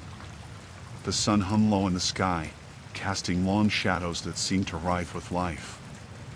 I gripped my flashlight tightly, the beam cutting through the murky darkness, illuminating patches of underbrush that rustled as if something unseen lurked within. Each snap of a twig sent my heart racing, and the rhythmic beating echoed in my ears like a warning drum. I had been assigned to a small team of seasoned rescuers, yet even their bravado wavered as we discussed the emerging theories about Clara's disappearance. Some said she had gotten lost, others whispered about a curse that plagued these woods, an old wives' tale that spoke of those who ventured too deep, never to return. I dismissed it at first, but the further I roamed, the more it gnawed at me, casting doubt on my resolve. I heard something, a sound that vibrated through the trees, a low, mournful moan. It sent a shiver up my spine. I froze, listening intently. It was unmistakable, a voice, though distorted by the distance and the thick air. I couldn't tell if it was a plea for help or a warning. My instinct screamed at me to stay put, to call in my team, but curiosity overwhelmed my hesitation. I pressed forward, every step heavier than the last. My flashlight flickered, the beam wavering as if struggling against an unseen force. I cursed under my breath, hitting the side of the device to coax it back to life. The feeble glow reasserted itself, but I could feel the darkness pushing in around me, thick and suffocating. I fought the encroaching dread, reminding myself of Clara, lost and alone, possibly in pain. I had to find her. After what felt like an eternity, I stumbled upon a clearing, the trees parting like curtains to reveal a small, eerie expanse. The ground was littered with broken branches and dried leaves, but it was the sight in the center that froze me in my tracks, a small, makeshift campsite. My heart sank. Clara's campsite. The familiar outline of a worn-out tent, a backpack tossed carelessly to the side. It smelled of abandonment, of fear. I approached cautiously, scanning the area for any sign of life. The tent flaps fluttered gently in the breeze, inviting me closer. "Clara?" I called out, my voice trembling. No response. I hesitated, my mind racing with every possible scenario. What if she had met with something sinister? What if she had been hurt, unable to call out? Without thinking, I stepped closer, peering into the darkness of the tent. The interior was a mess: empty water bottles, a half-eaten granola bar, and a journal lying open on the ground. I knelt down, tracing my fingers over the pages. The last entry sent a chill down my spine. It was frantic, filled with erratic scribbles and drawings, sketches of grotesque faces, shadows with gaping mouths. "I'm being followed," it read in jagged letters. I hear them whispering at night. They want me to go deeper. A cold sweat broke out on my brow. I stood abruptly, the journal slipping from my grasp and hitting the ground with a soft thud.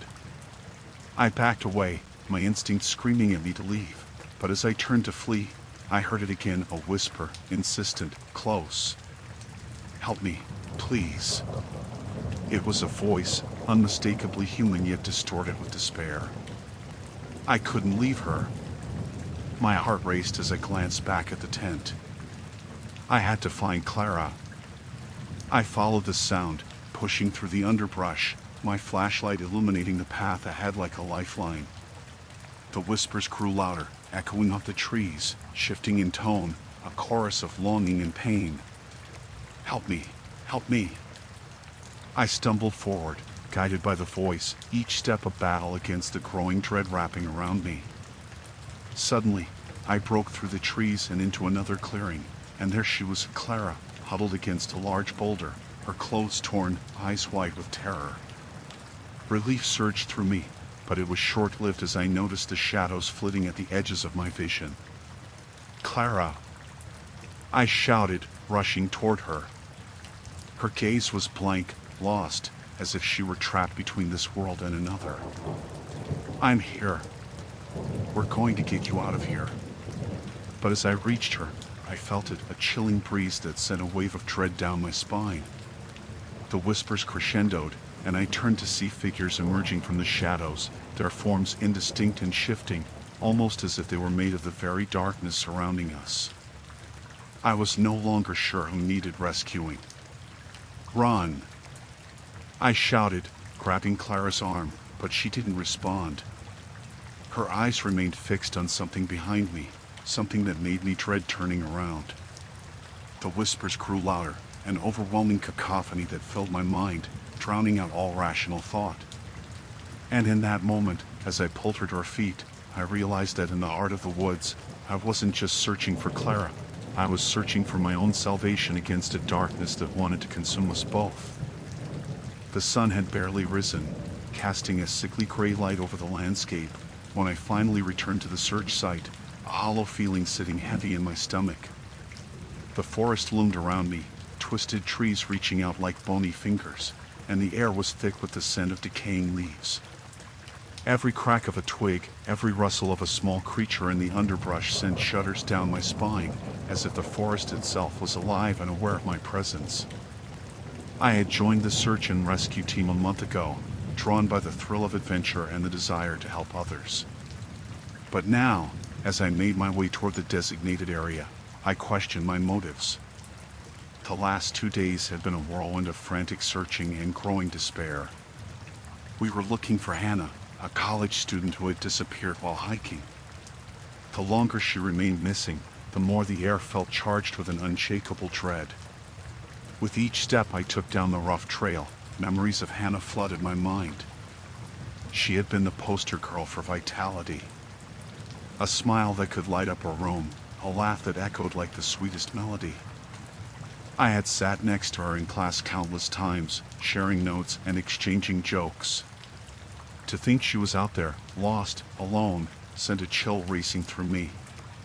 The sun barely pierced the canopy of leaves above, and the deeper I ventured into the woods, the more claustrophobic it felt. I scanned the area with a growing unease, aware that our search was nearing its 72-hour limit. We had covered a lot of ground, but there was still no sign, no indication of where Hannah might be. As I reached the clearing where we had set up our base the previous day, I noticed the other volunteers had already begun gathering.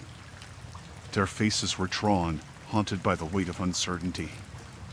Nobody spoke, but the palpable tension in the air screamed louder than any words. I joined them, searching for a sense of purpose that had begun to fade. "Any news?" I asked, even though I already knew the answer. "Nothing," Jake, the team leader, replied, running a hand through his unkempt hair. "We're going to widen the search radius. We have to check the riverbank again, and the old quarry." I nodded, though a gnawing feeling twisted in my gut. The river cut through these woods like a silver serpent, and I had heard stories about the quarry, a deep pit of dark water that held secrets, whispered to be haunted by those who had drowned long ago. I had no choice but to follow the others. We were committed to finding Hannah, no matter the cost. As we dispersed into the forest, I felt the oppressive silence close around me again. The further I traveled, the more I sensed a growing unease lurking just beyond the reach of my perception. The trees seemed to shift positions, shadows playing tricks on my mind. I tried to shake it off, telling myself I was just tired, that the long hours and worry were getting to me. After what felt like hours of fruitless searching, I was drawn toward a thicket that appeared denser than the surrounding foliage. Something compelled me to push through the underbrush, and I found myself in a small clearing. The ground was littered with broken branches and the remnants of a recent storm. In the center, I noticed something glinting slightly through the dirt, half buried under a layer of leaves. I knelt down, brushing away the debris, and my heart dropped as I unearthed a crumpled, muddy backpack, the unmistakable pattern of Hannah's. A surge of panic coursed through me, and I quickly unzipped it. Inside, I found a water bottle, a few granola bars, and a small notebook. My hands trembled as I opened the notebook, and my heart sank further when I read the last entries, hastily scrawled words that hinted at a growing fear. Hannah had been afraid. Afraid of being lost. Afraid of the dark. My stomach churned with dread, and I fought to keep my breathing steady. The forest suddenly felt more sinister, the shadows lengthening around me as if they were alive, whispering secrets I wasn't meant to hear. "Hey," a voice called from behind me, snapping me back to reality. It was Jake, looking frantic. "We found something." I turned, my heart racing. The backpack. I found it. His eyes widened as he stepped closer, and I could see the tension ripple through him.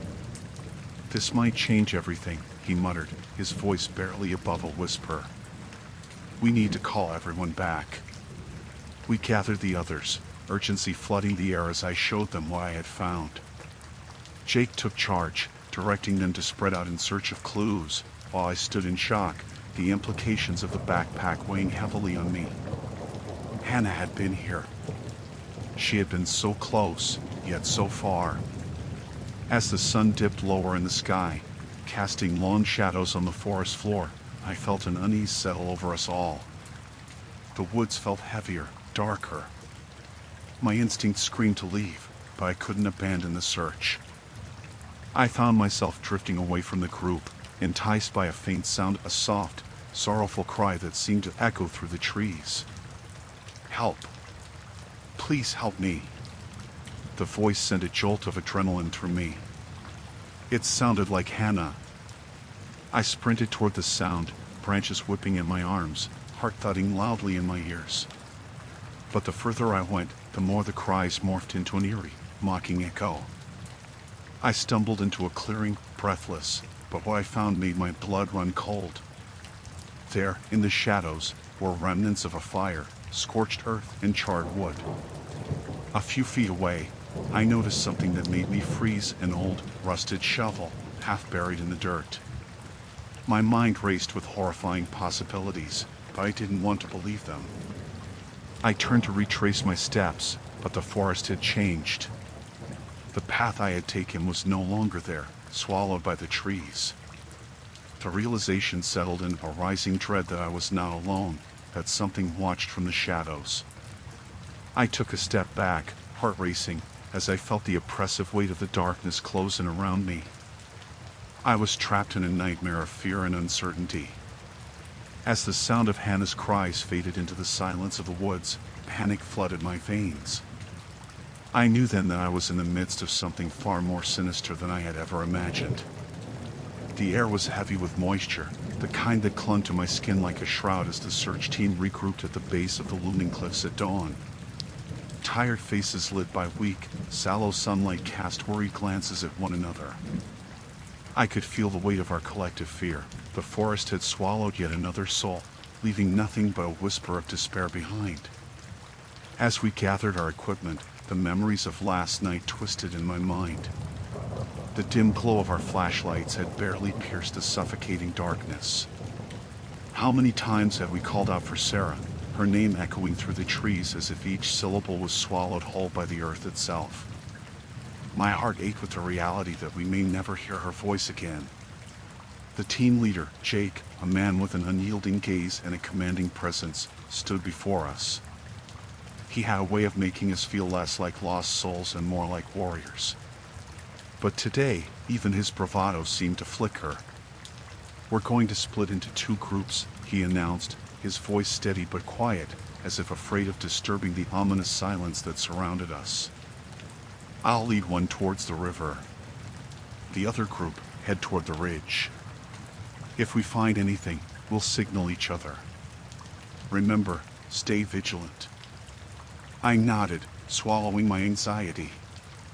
The ridge was a treacherous path, full of overgrown roots and steep precipices. But Sarah had always been drawn to the edge of danger. She loved the thrill of the fall, the adrenaline rush that came with climbing. The thought of her out there alone, vulnerable, gnawed at me. I knew I had to be part of the team searching the ridge, where she would likely be. With my heart thundering in my chest, I joined a small group led by Amanda, a fellow volunteer whose determination I admired. As we treaded through the dense underbrush, I tried to keep my thoughts focused. Every rustle of leaves, every distant snap of a branch sent chills down my spine. Each sound morphed into whispers of dread. The ridge loomed closer, each step becoming more laborious as the terrain steepened. I could see Amanda ahead, pushing through the thick foliage. She turned back to check on me, her expression a mix of hope and fear. "We'll find her," she said, though the tremor in her voice betrayed her certainty. I forced a smile, but the truth sat like lead in my stomach. An hour passed as we climbed higher, the air growing thin and crisp. As we reached a clearing, I took a moment to catch my breath, scanning the surrounding woods. The trees stood like silent sentinels, their branches twisted into grotesque shapes that seemed to reach for something lost. I felt an unsettling sensation, as if they were watching us, holding secrets within their knotted bark. "Let's keep moving," Amanda urged, breaking the spell of silence that had settled over us. I nodded and followed her deeper into the woods, my eyes darting to every shadow. The sun had begun to disappear behind a blanket of clouds, casting a pallor over the landscape. We pushed forward, occasionally calling Sarah's name, our voices swallowed by the expanse of the forest. Each unanswered call felt like a nail driven deeper into my chest. My mind began to drift, consumed by thoughts of what could have happened to her. Had she fallen? Was she trapped? The scenarios twisted in my mind, each more terrifying than the last. Suddenly, Amanda stopped, her expression shifting. "Did you hear that?" she whispered, her voice barely above a breath. I strained my ears, heart pounding, and caught a faint sound, a distant echo that could have been a human cry or simply the wind playing tricks on me. "I think it came from over there," I pointed towards a dense thicket. Without waiting for a signal, I began to move, compelled by an instinct I couldn't name. It took all my willpower not to call out for Sarah again. As I reached the thicket, I hesitated. A creeping unease settled over me, like a cold hand wrapping around my throat. "Wait," Amanda said, grabbing my arm. "We should go back." I shook her off. "No. We can't turn back now. If that's her." Before I could finish, an ear-piercing scream pierced the air, a sound that froze my blood. It was unmistakably human and laced with terror. I whipped around, my heart racing, but Amanda was already sprinting toward the sound. "Come on," she shouted, her voice thick with panic. The two of us charged through the underbrush, fear propelling us forward until we broke into a small clearing. There, a grotesque sight awaited us. At the foot of a tree lay an old, tattered backpack, its straps frayed, caked with mud. That alone sent a jolt of hope through me, but as I stepped closer, I caught sight of something else. A mangled shoe, one I recognized as Sarah's. Its sole was smeared with something dark, something that could have been blood. My stomach turned, and I staggered back, nausea washing over me. "Sarah!" I cried, my voice cracking. Behind me, Amanda gasped. Her face had turned pale, the realization hitting us both like a punch to the gut. "Where is she?" Amanda whispered, her eyes darting around the clearing, searching for signs of movement. "What happened?" A rustling came from further into the woods, a low, guttural sound, unlike anything I had ever heard. It sent a shiver spiraling down my spine. I glanced at Amanda, who looked just as terrified as I felt. "Do we go back?" she asked, her voice barely above a whisper. I was frozen, caught between the desperate need to find Sarah and the instinct to flee from whatever lurked in the shadows. But there was no choice. We couldn't leave without knowing what had happened. "Let's check it out," I said, pushing down the rising dread. "We can't leave her." As we crept deeper into the woods, the air grew thick with an indescribable tension. Each step felt like a challenge against the oppressive darkness that surrounded us. I could feel the weight of something watching, waiting.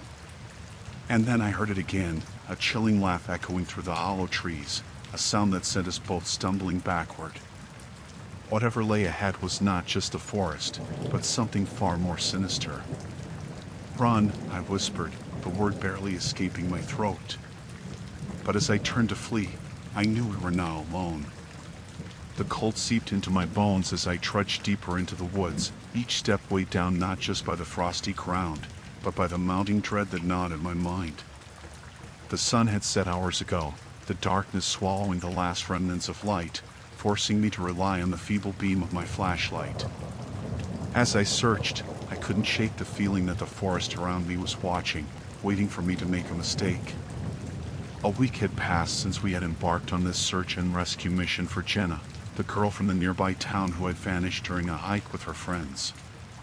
They claimed she had wandered off, possibly to explore a secluded stream, but only silence had returned. I had volunteered to join the searchers despite the reservations of my friends. Alone in the woods, the thought of her terror played on repeat in my mind. The more we combed through the underbrush, the more I felt the tightening grip of despair. I rounded a bend, the thin beam of my flashlight catching on damp leaves and gnarled tree roots. That was when I heard it, the faintest whisper, a rustle that didn't belong to the wind. My heart raced, and I held my breath, straining to listen. For a moment, I convinced myself it was just my imagination, but then the sound came again, low and almost melodic, like a child's giggle twisted into something sinister. "Hello?" I called out, my voice trembling in the stillness. The echo of my own question bounced back, mocking me in the quiet night. No reply came, only the rustling grew louder, a deliberate shuffling just outside my line of sight. I took a cautious step forward, shining my light toward where the sound originated. The beam flickered across the trees, illuminating the jagged silhouette of a large pine. As I stepped closer, the whispering faded to silence, and I felt an unsettling chill brush against my neck. It was as if the forest had collectively held its breath, waiting for me to move again. My instinct screamed at me to turn back, but I clenched my fists and pressed on, calling Jenna's name into the void. "Jenna, if you can hear me, please answer. We're looking for you." Each shout felt more desperate than the last, and I wondered if she had even made it this far. Did she even know we were searching? Ahead, the ground sloped downward, and as I descended, my beam of light fell upon something white nestled among the underbrush. My heart lurched. It was a piece of cloth, pale and tattered. I knelt to examine it, recognizing it at once her jacket, the one she had worn the day she disappeared. A chill crept through me. How had it come to be here? My breath caught in my throat as I stood, fear gnawing in my insides like a ravenous beast.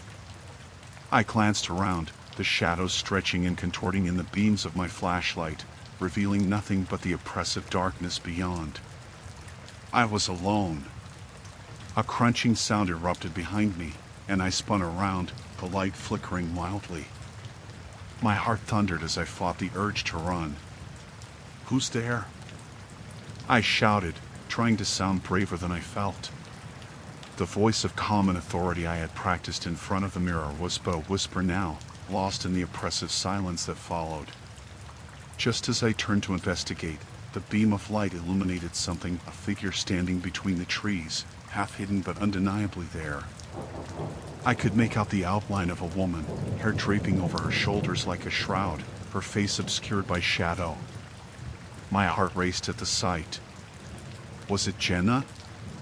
Had she finally come back? "Jenna?" I called, my voice cracking. The figure didn't move. "Is that you? Can you hear me?" Then she stepped forward, ever so slowly.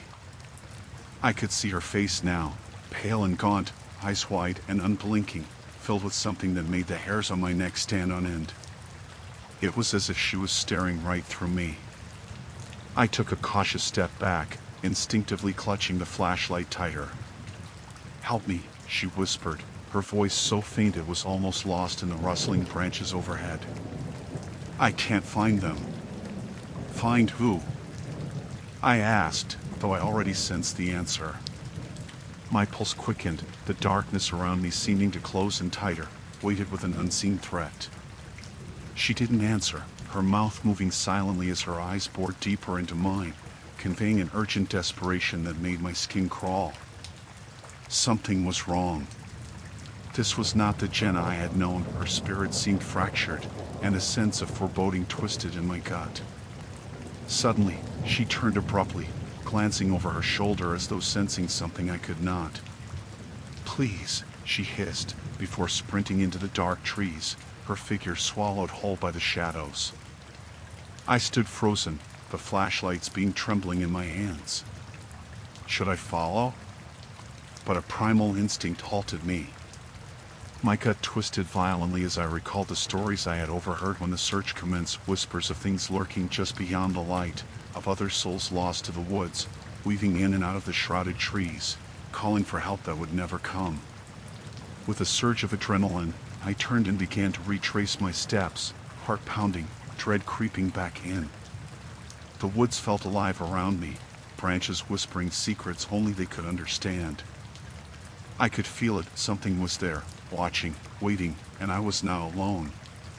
For a moment, I thought I heard that sweet, laughter-tinged whisper again, luring me back into the depths, promising revelations buried beneath deception. I shook my head, forcing myself to breathe, breaking into a panicked run. The darkness surged against me, and I was painfully aware of the shadows that clung to my back like a hungry predator. I had to get out. I had to find my way back. But even as I picked up speed, I knew that whatever had taken Jenna was not done with me yet, and the forest was just beginning to reveal its true intentions. Story 5, Destination, Dreadful Descent. The sun hung low in the sky, casting a warm glow over the idyllic landscape as we drove towards our vacation rental. My husband, Daniel, and I had been looking forward to this getaway for months, an escape from the humdrum of our everyday lives. We were miles away from the city, nestled somewhere in the remote hills of West Virginia, where the air carried the promise of freedom and adventure. The trees blurred into a sea of green as we navigated the winding road, their leaves whispering secrets I couldn't quite understand. I turned to look at Daniel, his face lit with enthusiasm, a contrast to my quiet apprehension. The further we traveled from the familiar, the more I felt an unshakable sense of unease creeping into my heart. "It's going to be great," he said, glancing at me with a grin that momentarily banished my worries. "Just the two of us, away from everything. No emails, no calls, just nature." "Yeah, nature," I echoed, forcing a smile. I tried to drown out the ominous thoughts swirling in my mind. I had never been one to shy away from adventure, but this felt different. It wasn't just the isolation that bothered me, it was the feeling that something waited for us in the shadows. As we approached the rental, I noticed the owl standing alone against the backdrop of towering trees. It was an old Victorian, its paint peeling and windows darkened by time, yet strangely beautiful in its decay. A chill wound its way up my spine as I stepped out of the car, the cool breeze stirring the leaves like whispers of warning. "Look at that porch," Daniel called, his excitement infectious. "It's perfect for morning coffee." I nodded, but the knot in my stomach tightened. I followed him to the door, its heavy wood creaking ominously as Daniel pushed it open. The inside was dimly lit, the air stale, as if it had been waiting for us. Dust motes danced in the beams of light that broke through the grimy windows, revealing a clutter of antique furniture and faded photographs. "This place has character," Daniel said, stepping further into the living room. I hesitated, glancing around uneasily. The walls seemed to close in around us, the shadows shifting as if they had a life of their own. "What do you think?" "It's interesting," I replied, trying to mask my discomfort. "But maybe we should air it out." "Don't be such a spoilsport." "We can light a fire tonight," he suggested, raking his fingers through his hair. "Just think about the cozy evenings we'll have." I forced myself to smile as I unpacked our bags, but my heart raced with every creak of the floorboards. With every passing hour, the owls felt more like a cage than a retreat. The isolation was suffocating, and the silence oppressive. As night fell, we gathered around the fireplace. The crackling flames cast long shadows that danced across the walls, but the warmth did little to chase away the chill that had settled in my bones. I tried to focus on Daniel as he recounted stories of our past vacations, hilarious mishaps, delicious meals, and spontaneous adventures, his laughter echoing in the stagnant air. But the laughter faded when the lights flickered and dimmed, plunging the room into near darkness. I glanced at Daniel, my heart racing. He looked up, confusion etching his features. "Probably just an old wiring issue," he said, but I could hear the uncertainty in his voice. When the power finally went out, I almost succumbed to an eerie silence. We lit candles, their flickering flames casting long shadows that warped and twisted across the walls. I felt a tightening in my chest, as if the very air had been stolen from the room. "We should have brought more candles," Daniel said, placing one on the rickety table. I could barely hear him over the incessant sound of my heartbeat. "I didn't think we'd need them," I replied, my voice trembling slightly. "Maybe we should just..." A noise interrupted me. A hollow thud echoed through the house, seemingly coming from upstairs. My breath caught in my throat. "Did you hear that?" I whispered, my eyes wide. Daniel froze, his expression shifting from casual intrigue to concern. "It's probably just the house settling," he offered, but the tremor in his voice contradicted his bravado. We exchanged a glance, the kind that said we both felt the heavy weight of the unknown pressing down on us. I felt myself wanting to dismiss it, to shake off the creeping dread, but I couldn't. The sound came again, clearer this time, a faint shuffling accompanied by what sounded like whispering. I strained to listen, my hair standing on end. There was something distinctly human about it, yet oddly distorted. "Let's check it out," Daniel said, rising from his seat with a forced calmness that felt brittle. I followed him reluctantly, dread coiling in my stomach as we ascended the staircase, each step creaking underfoot. The hallway was cloaked in darkness, the faint glow of our candle barely illuminating the way. The whispers grew louder as we approached the last door at the end of the hall. I could barely move, my feet frozen in place as Daniel reached for the knob. He hesitated, glancing back at me, uncertainty flickering in his eyes. "If it's just a draft or an old pipe," he said, but his voice lacked conviction.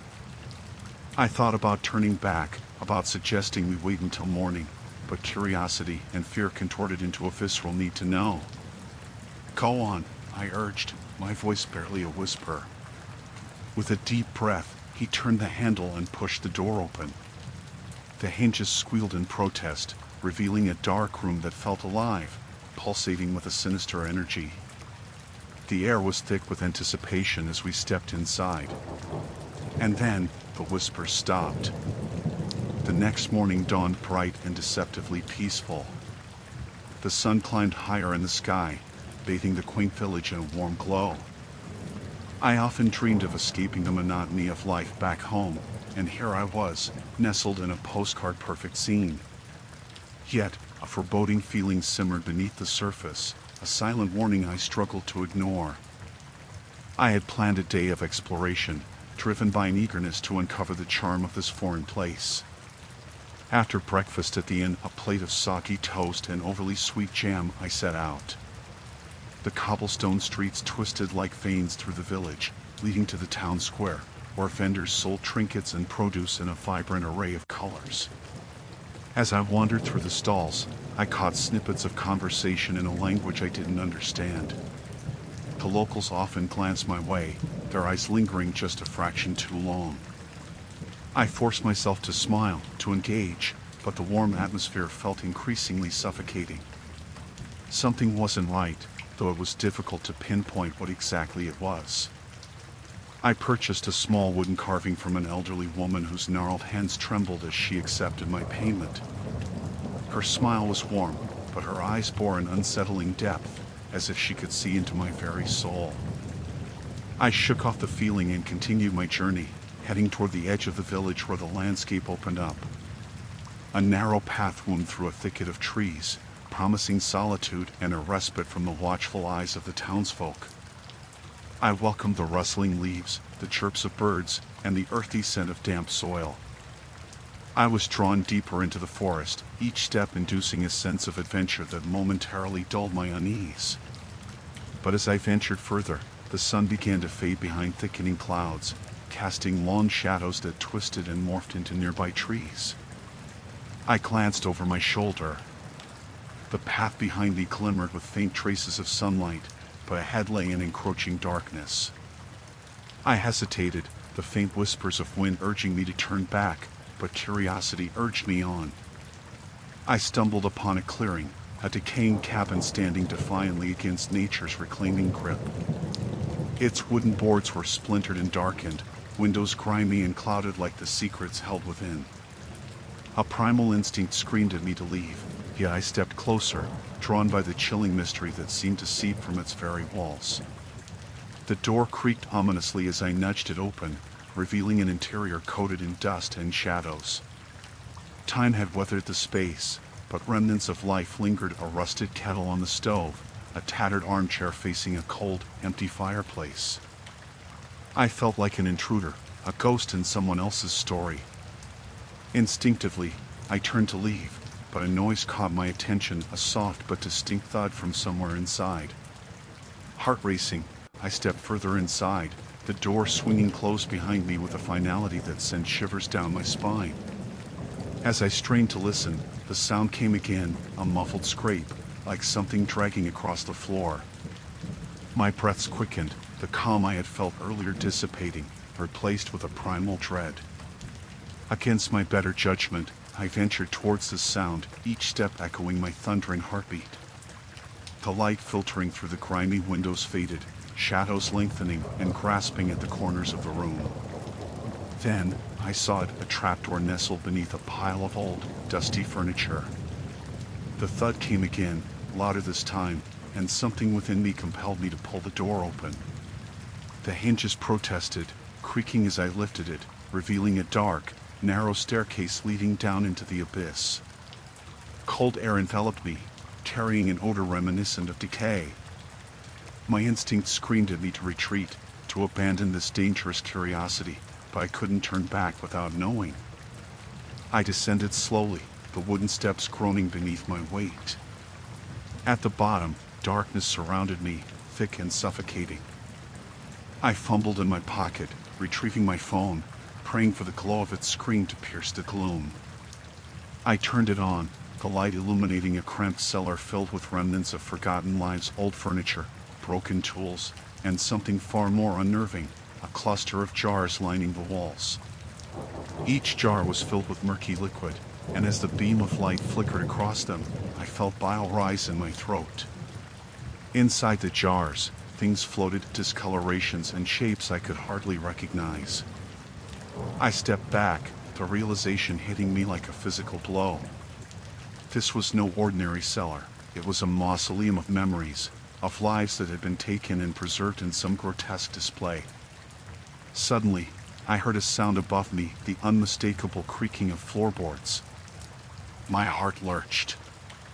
I wasn't alone. Panic surged through me, my instinct screaming for flight. I spun around, flare of light scanning the darkness for an escape route. A silhouette stood at the top of the stairs, a figure outlined against the pale light above. My blood ran cold as recognition washed over me. It was the elderly woman from the market.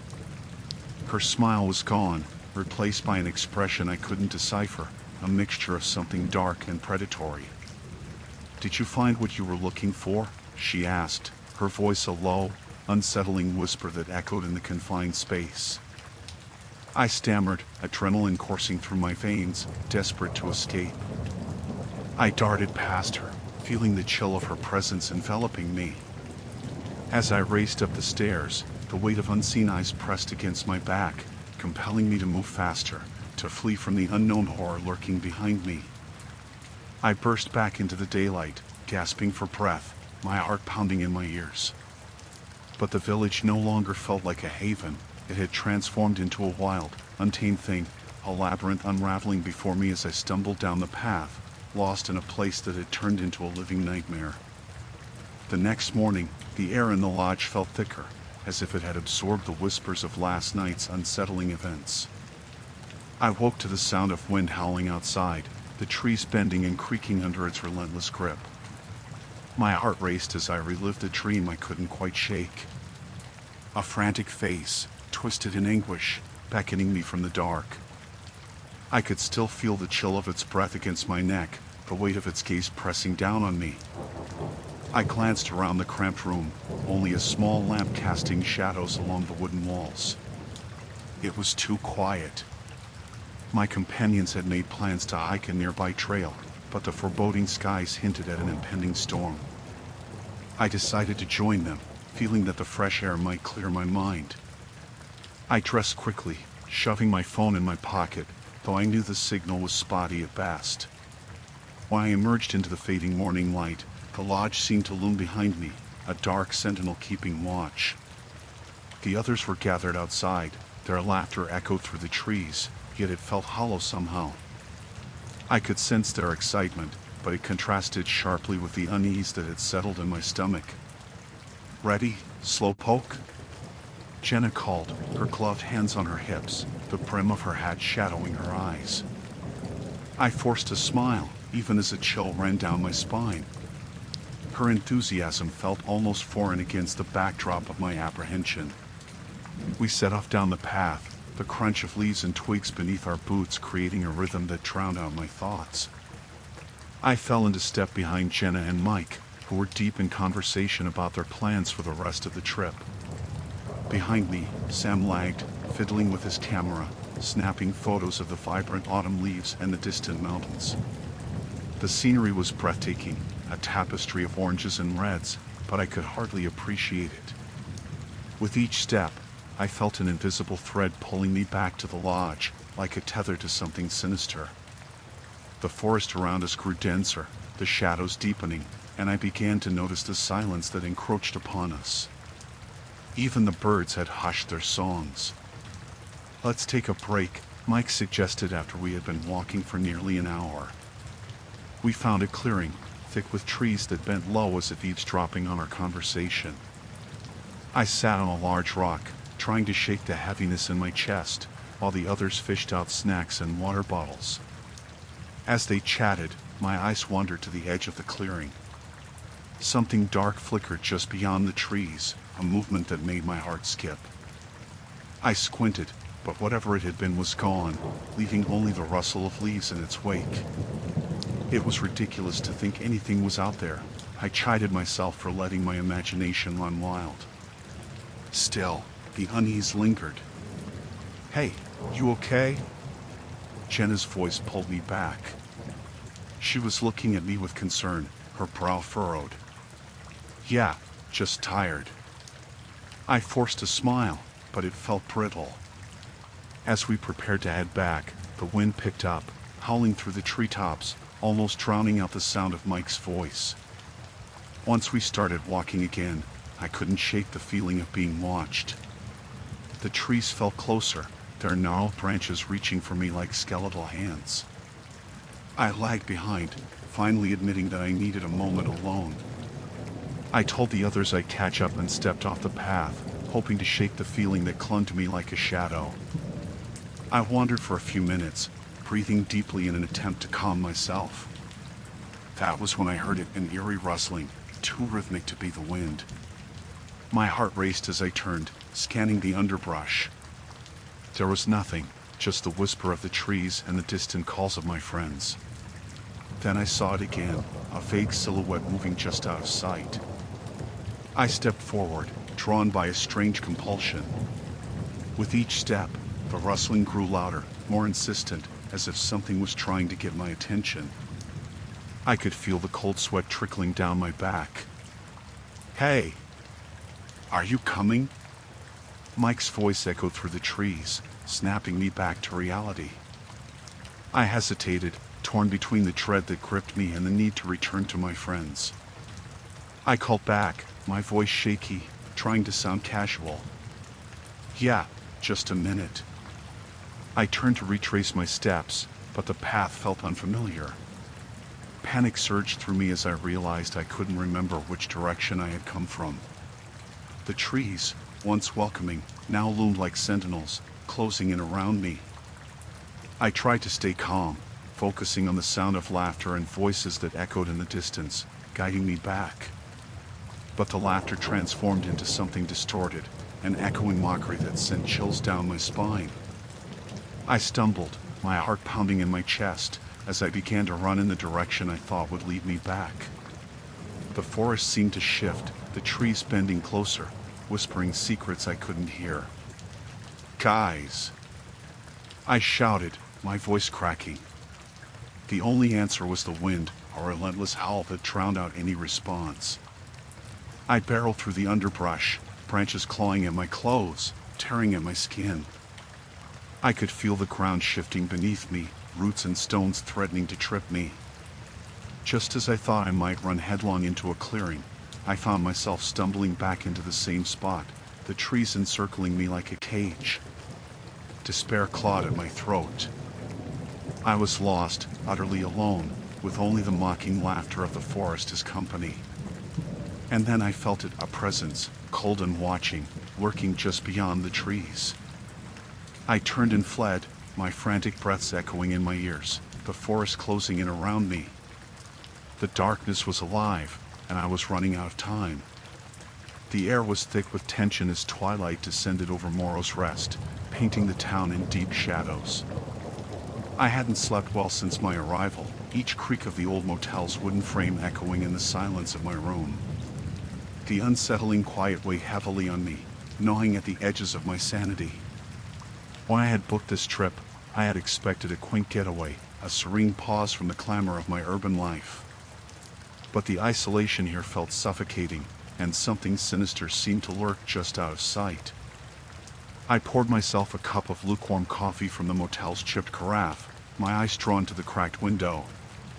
Through the smudged glass, I observed the streets bathed in an eerie glow, shadows stretching and bending as the wind whispered secrets through the trees. I told myself it was just the remnants of a long day that had left me on edge, yet a chill crawled up my spine that I couldn't shake off. A knock on the door startled me. I almost dropped my mug, the coffee sloshing dangerously close to the edge. My heart raced as I approached the door, peering through the peephole.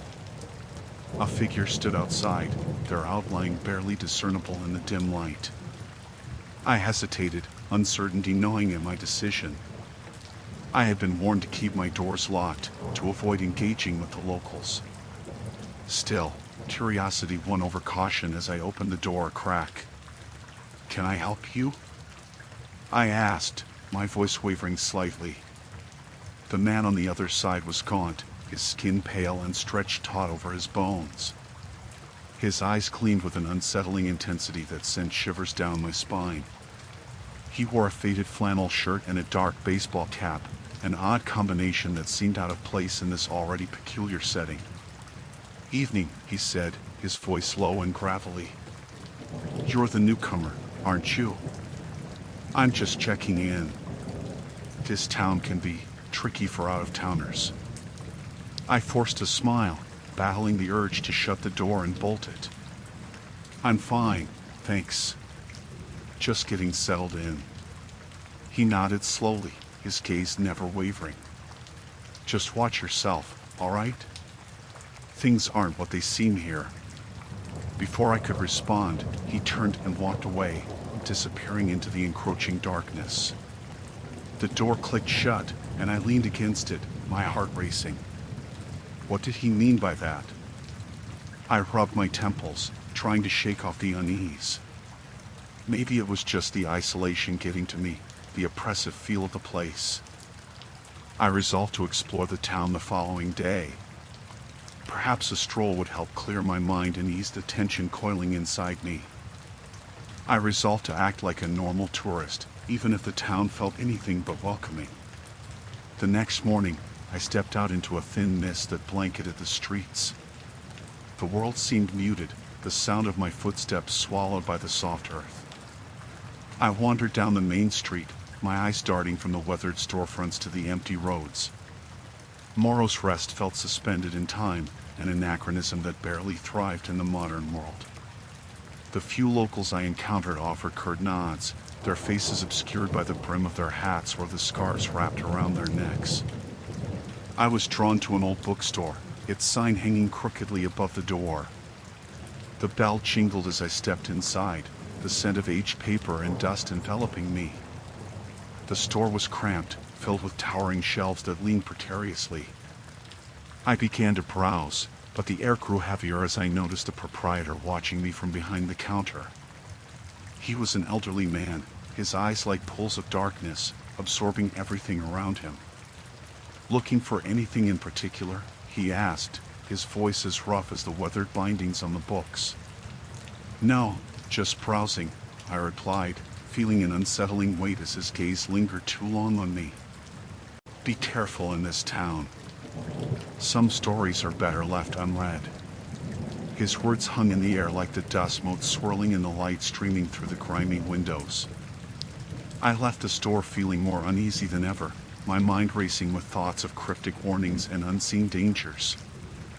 I couldn't shake the feeling that Morrow's Rest was hiding something, a darkness that ran deeper than I could fathom. As evening approached, I found myself drawn to a small diner, the only place that appeared to have any warmth. The neon sign flickered above the entrance, casting a sickly glow onto the cracked pavement. I stepped inside, the bell above the door jingling softly. A few patrons sat scattered throughout the booths, their faces turned down, sipping coffee or staring vacantly at half-eaten meals. I took a seat at the counter, feeling the weight of their stares as I ordered. The waitress, a tired-looking woman with deep lines etched into her face, set a cup of coffee in front of me, her expression distant. "Out-of-towner?" she asked, as if the question was obligatory. I nodded, trying to muster a smile. "Just visiting." "Be careful," she said, her voice barely above a whisper. "People here don't take kindly to strangers." I felt the hairs on the back of my neck stand up, my instinct screaming at me to leave. But I stayed, pretending to be invested in my coffee. I couldn't shake the feeling that the town was a web, slowly drawing me in, and I was the unsuspecting fly. Suddenly, I heard a commotion outside. The door flew open, slamming against the wall as a woman rushed in, her face pale and wild. She glanced over her shoulder, eyes wide with fear. "They're coming," she gasped, breathless. Panic rippled through the diner. Conversation ceased as all eyes turned to her. I felt my heart pound in my chest, my body frozen in place. The woman's gaze found mine, and she mouthed a single word: "Run." Before I could react, the door swung open again, and a group of men filed in, their faces hardened and eyes filled with an unsettling intensity. I felt the room constrict around me, the walls closing in as I realized I was trapped. Morrow's Rest had revealed its true nature, and I knew I was far from safe. The afternoon sun clawed at the horizon, its dying light casting elongated shadows that danced across the cobbled streets of the town. I pulled my coat tighter against the chill that seemed to seep from the very stones of the ancient buildings. It felt as though the town itself was alive, breathing a thin mist that clung to my skin, swirling with the scent of damp earth and decay. I had come to this place seeking adventure, but now it was clear that I had stumbled into something far darker. The plan had been simple: a weekend getaway, a chance to escape the monotony of my life. The travel brochure promised quaint charm, a picturesque village with friendly locals and delicious food. Instead, I found myself wandering a claustrophobic maze of narrow alleys and hidden corners, each twist revealing more unsettling sights. The store windows were filled with dusty relics, their surfaces marred by years of neglect, while the faint sounds of laughter echoed from behind closed doors, twisted into something sinister. I recalled my encounter with the innkeeper, a gaunt woman with sunken eyes who had greeted me with a smile that didn't reach her lips. She had handed me a key to a musty room on the second floor, warning me to keep my windows shut at night. "The nights can be unpredictable here," she had said, her voice low as though sharing a dark secret. A chill had run down my spine, but I brushed it off as the ramblings of a superstitious local. Now, I stood under the fading light, grappling with an unsettling feeling that refused to shake loose. I decided to explore further, driven by curiosity and that nagging sensation in my gut. Every step I took felt heavier, laden with an unspoken dread that seemed to pulse in the air around me. I turned a corner and found myself in front of a small tavern, its sign swinging lazily in the evening breeze, the word welcome barely legible against the fading wood. Inside, the atmosphere was thick and smoky. A handful of patrons sat huddled around tables, their conversations hushed. As I made my way to the bar, the murmured words quieted, eyes narrowing at my presence. I ordered a drink, trying to ignore the prickling sensation that crawled across my skin. "What brings you here?" the bartender asked, his voice gravelly. I noticed a faint scar running down the left side of his face, an odd reminder of a past I could only guess at. "Just passing through," I replied, forcing a smile. "Few make it through here without a reason," he said, his eyes narrowing further as if he could see right through me. "Be careful. Some things are best left undisturbed." The gears in my mind turned, the words sinking in as a sense of foreboding washed over me. The locals spoke in hushed tones about the woods that surrounded the town. I had seen the trees silhouetted against the sky, dark and imposing, a foreboding wall that kept something hidden just beyond my sight. As night descended, I paid for my drink and left the tavern, my heart racing as I stepped back into the chill of the night air. A thick fog had rolled in, weaving around the buildings like a living creature. I hesitated, glancing over my shoulder and feeling the weight of unseen eyes upon me. I decided it was time to return to the inn, but the streets had transformed into a labyrinth, each turn leading me deeper into the heart of darkness.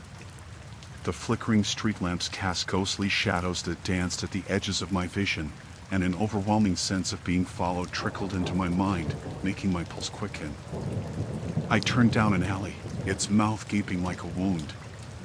The sound of laughter reached my ears, incongruous against the oppressive atmosphere. Curiosity pulled me farther in, my instinct screaming for me to turn back. The laughter morphed into something more sinister, a chorus of voices tainted with malice. At the end of the alley, I spotted a gathering, a small group of townsfolk huddled around a fire, their faces illuminated by the flickering flames. They were whispering, their heads bowed together, and I felt a surge of trepidation as I drew closer. "Listen to the wind," one voice called out, trembling with anticipation. "It carries the stories of the lost." My blood ran cold as I realized they were speaking of the very individuals who had vanished from this town over the years, hikers, travelers, and even children. The stories were stitched together with fear, each tale more grotesque than the last. I lingered, captivated and horrified, until one of them looked up and met my gaze. A silence fell over the group as a collective awareness washed over them. I stumbled back, panic clawing at my throat as they began to rise, their faces twisted into masks of something that resembled hunger. I turned to run, and the mist closed around me like a shroud, disorienting me. I could hear their footsteps echoing behind me, a cacophony of soft thuds that quickened my heartbeat. The shadows stretched and twisted, reaching for me, and as I fled, a cold hand brushed my shoulder. I screamed, a sound swallowed by the fog, and I sprinted toward the inn. The laughter faded to a low murmur behind me, but it felt like I could never escape their eyes, always watching, always waiting. When I burst through the door of the inn, I slammed it shut and leaned against it, gasping for breath. The warm air did little to ease the chill that had settled in my bones. I locked the door and stared at my reflection in a cracked mirror hanging near the entrance. My face was pale, eyes white with terror. I vowed never to venture out at night again, but deep down I knew it wouldn't matter. I was already ensnared in their web, a pawn in a game I didn't understand. As I climbed up to my room, the whispers of the woods outside taunted me, nearly a breath away, a reminder that in this town, the shadows never truly rested. Story 6, The Tenant Beneath the Floorboards. It was a deceptively quiet evening when I first noticed the cracks in the walls. I had moved into the old brownstone on Hawthorne Avenue just a month prior, eager to escape the chaos of city life. The building, with its faded brick facade and ornate ironwork, had an unsettling charm that spoke to me, as if it promised a refuge from the world. My landlord, Mr. Galloway, had seemed amiable enough during our initial meeting, his jovial demeanor a stark contrast to the creaky floors and dim hallways that awaited me within. The first few nights, I felt a certain thrill living alone, the novelty of solitude wrapping around me like a warm blanket. I decorated my small apartment with thrifted finds, tattered books, worn-out chairs, and plants that thrived despite my neglect. It quickly became a cozy nook, a sanctuary from the daily grind. But soon, the thrill faded into a creeping unease as I began to notice the peculiarities that accompanied my new home. It started with the sounds. At first, they were merely the building settling, pipes clanging and wood groaning. But then there were whispers, soft and insistent, that seemed to echo from the walls themselves. I dismissed them as products of my imagination, remnants of the eerie silence that enveloped me each night. After all, old buildings have a character of their own, don't they? But when I sat in the living room, immersed in a book, I sometimes felt eyes on me, an invisible weight pressing against the air. One evening, as I prepared to retire for the night, a series of dull thuds jolted me from my reverie. They came from the apartment above mine, where an elderly woman named Mrs. Lindquist lived. I had only exchanged a few words with her, but her frail frame and sad, vacant gaze lingered in my mind. I wondered if I should check on her. After all, she had seemed unwell during our brief encounter, but the thought of disturbing her felt intrusive. Instead, I turned off the lights and crept into bed, burying myself beneath the covers, hoping to drown out the relentless noises. The next day, Mr. Galloway stopped by to collect rent. He had a habit of arriving unannounced, slipping into my apartment as if he owned the place. He was an imposing figure, tall and wiry, with a mop of graying hair that made him look older than his years. "How's everything going, darling?" he said in his thick, gravelly voice. I forced a smile and assured him I was settling in nicely. I wanted to ask him about the sounds, the unsettling feeling that clung to the space, but I hesitated. What if it was just me? I didn't want to come off as paranoid. After our brief conversation, I returned to my routine, trying to ignore the whispers that seemed to grow louder. One night, as the wind howled against the windows, the sounds escalated. They started as low murmurs, then transformed into a cacophony of indistinct voices. I pressed my ear against the wall, straining to hear the words, but they slipped away like smoke, leaving only a chilling sense of dread. As days turned into weeks, I tried to rationalize my fear. The building had a history. I was simply letting my imagination run wild. I read up on its past, hoping to find solace in its stories, but what I discovered only deepened my unease.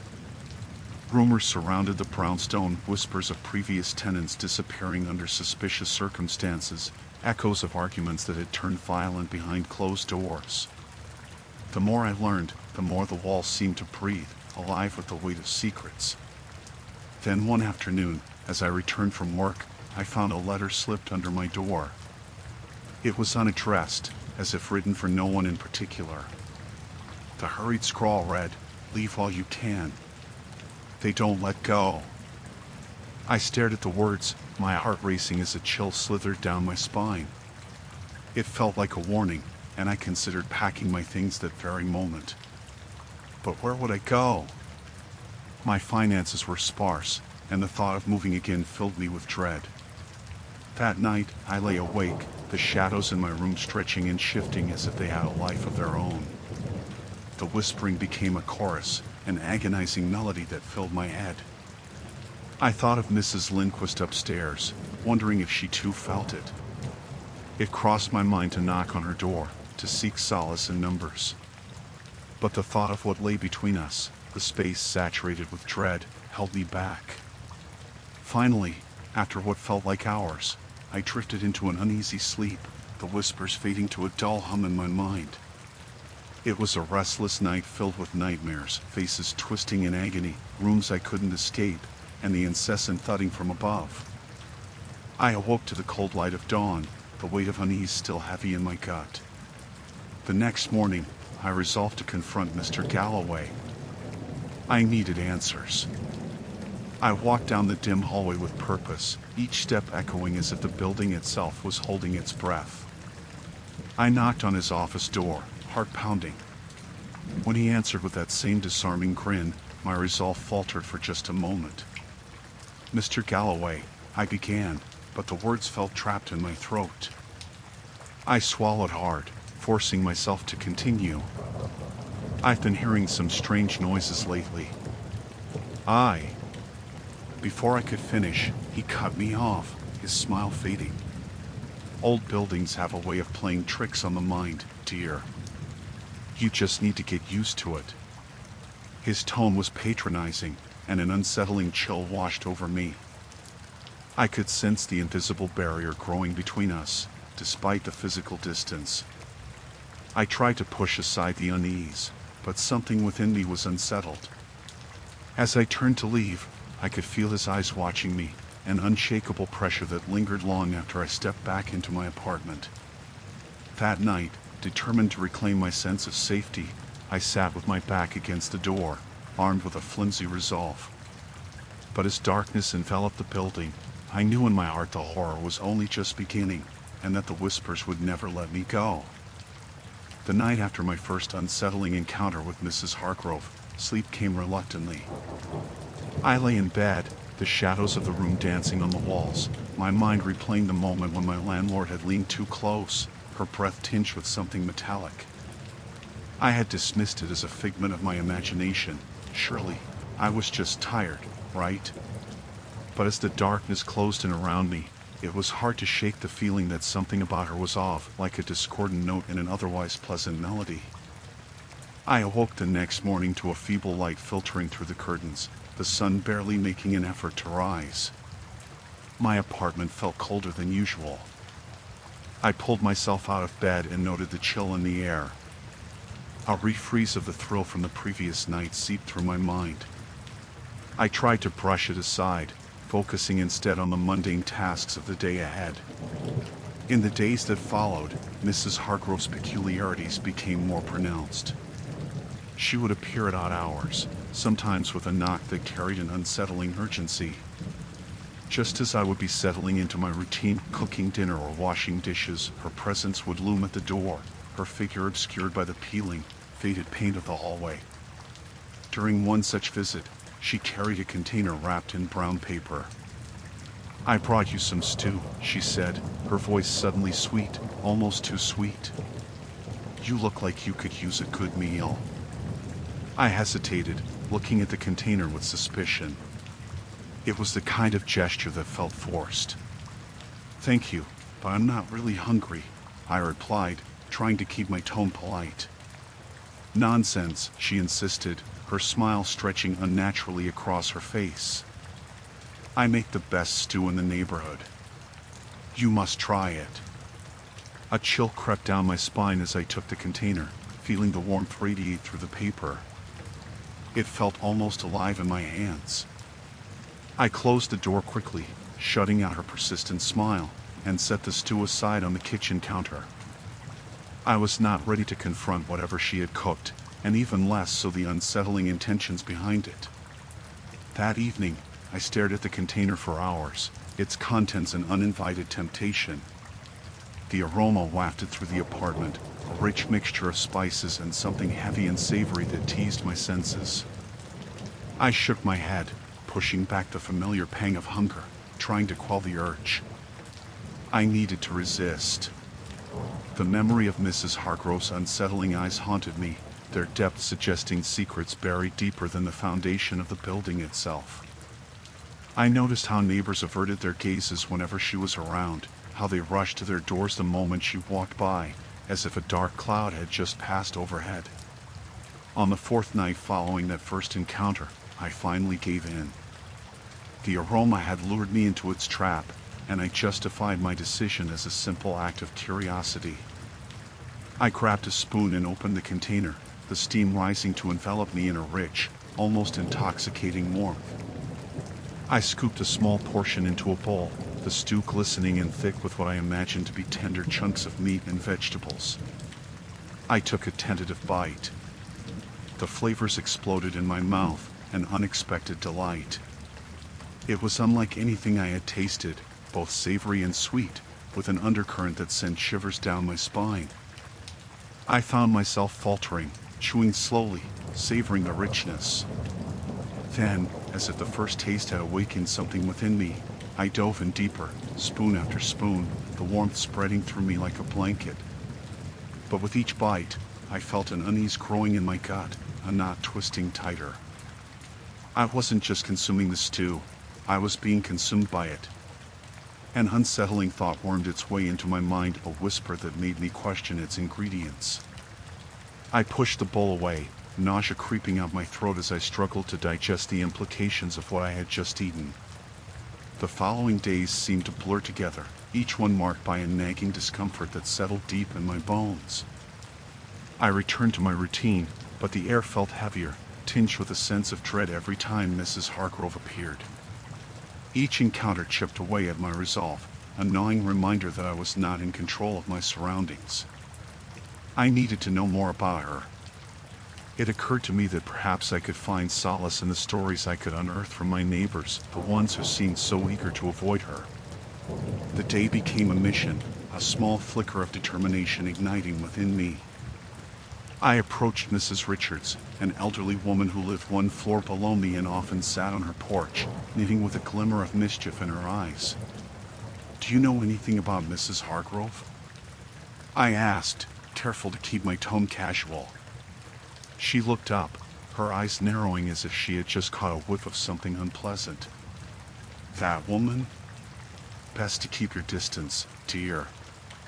They say she's been here longer than most of us. No one knows where she came from." "Why do you say that?" Mrs. Richards shrugged, her knitting needles clicking together. "People who live long enough hear things. They say she used to have a family, but they disappeared. Some say it was her doing." My heart raced at the implications, pounding against my chest like a caged animal. With each word, the shadows of suspicion deepened, making my own apartment feel like a trap. I thanked Mrs. Richards and retreated to my room, a wave of nausea washing over me as I replayed her words. That night, as I lay in bed, the rhythmic creaking of the building enveloped me in a cocoon of anxiety. I closed my eyes, but sleep felt like a distant memory. I couldn't shake the feeling that Mrs. Hargrove was watching, waiting for me to slip back into the warmth of her strange stew, unaware of the darkness that simmered just beneath the surface. The next morning brought with it an uneasy haze that clung to me as I navigated the rhythmic creaking of the old floorboards in my tiny apartment. I had not slept well, haunted by the vision of Mr. Hargrove's twisted smile as he had outlined the house rules. My mind replayed our last conversation like a broken record, each word tainted by a sense of foreboding that I couldn't shake. I stepped into the kitchen, where sunlight streamed through the window, illuminating the dust motes dancing in the air. I poured myself a cup of coffee, the rich aroma momentarily calming my racing thoughts. But it didn't last long. The memories of last night were still fresh, gnawing at my sense of security. I had barely gotten to know my landlord, but each moment in his presence had left me feeling off balance. The sound of a door creaking open made my heart race. I turned, half expecting to see him standing at the threshold. Instead, it was Clara, a fellow tenant whose presence had been a comfort since I moved in. She was new to the building, and we often shared tales of our lives over coffee. Today, however, she seemed different. "Did you hear that sound last night?" Clara's voice was shaky, eyes darting around as if she expected someone or something to be lurking in the shadows. I nodded, trying to suppress a shiver. "You mean the thumping?" "Yeah, I heard it. I thought it was just the old plumbing or something." Clara shook her head, her face pale. "It wasn't just the plumbing. It sounded like someone was moving around upstairs, but I know no one's living up there." Her words sent a chill down my spine. The upper floors had been empty since my arrival. I recalled my landlord's vague answers when I had inquired about them. It was as if he had been deliberately avoiding the topic, like a spider weaving a web around a potential threat. We should ask Mr. Hargrove about it, I suggested, but Clara looked at me as if I'd suggested we go jump off a cliff. I don't want to get him involved, she whispered, glancing over her shoulder. He gives me the creeps. That was an understatement. As we shared our fears, I felt the walls of the apartment closing in on me, the air thick with tension. I wanted to believe it was just our imaginations, but Clara's presence gave voice to my own unease. I had seen Mr. Hargrove peeking out from the shadows of his office, watching us as if we were mere pieces in a game he was playing. As days passed, the unsettling sounds continued. I found myself waking up in the middle of the night, heart racing, convinced I could hear footsteps above me.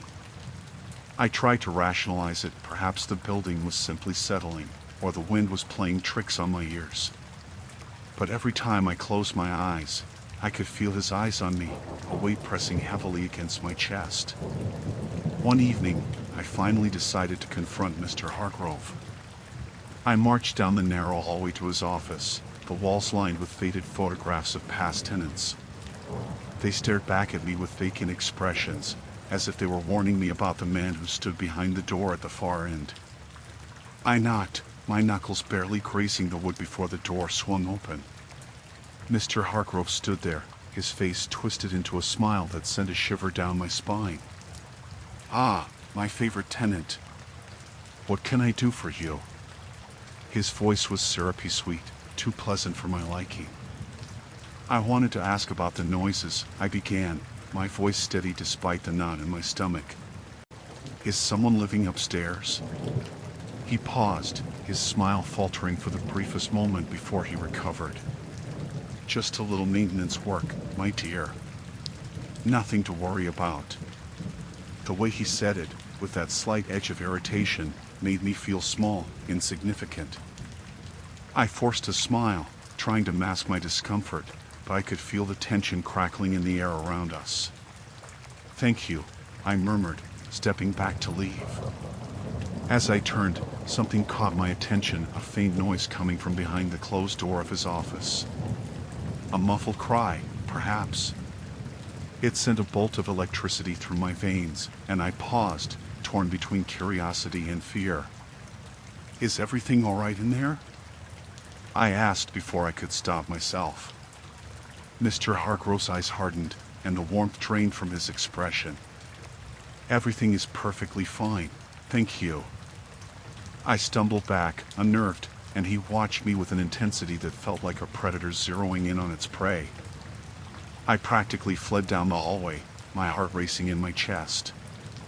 Returning to my apartment, I found Clara waiting for me, her expression grave. "You can't trust him," she said, her voice barely above a whisper. "I've been looking into the building's history." "What do you mean?" I asked, intrigued and terrified at once. She leaned in closer, her eyes wide and filled with urgency. There were reports of strange occurrences, tenants going missing. Some were never found. I think he's hiding something." As Clara spoke, a chill settled in my bones. Every instinct told me to leave, to pack my things and escape this building before it swallowed me whole. But I felt rooted in place, as if the walls themselves were holding me captive. That night, I lay in bed, the silence pressing down on me like a weight. The faint sound of footsteps echoed above me, but this time, I didn't dismiss them. I listened closely, straining to distinguish what was real and what was imagined. I could almost make out words, whispers entwining with the creaks of the wooden beams. My heart raced as I turned on the lamp, casting a warm glow that felt feeble against the encroaching darkness. I wanted to crawl under the covers and hide, but something deep inside urged me to face the terror that had taken root in my mind. In that moment, I realized I was now alone. Whatever was hidden in this building was drawing closer, and I could already feel its cold breath at my neck. The sun dipped beneath the horizon as I returned home, casting elongated shadows that danced across the cracked pavement of the parking lot. My heart sank with the fading light, and the uneventful days had begun to blur into a disquieting routine. Each creak of the floorboards echoed through my mind like a haunting reminder of my landlord's menace.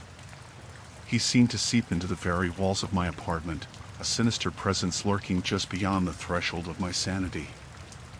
I stepped up the stairs, the worn carpet fraying underfoot, and paused at the door to my unit. The familiar unease twisted in my stomach as I fumbled for the keys in my pocket. It had been days since I'd last seen Mr. Grayson, my landlord, but his absence only amplified my anxiety. I could still hear his voice, his hollow laughter when I mentioned repair requests that were either ignored or dismissed with a wave of his hand. This building, my home, felt more like a cage, and he was the warden.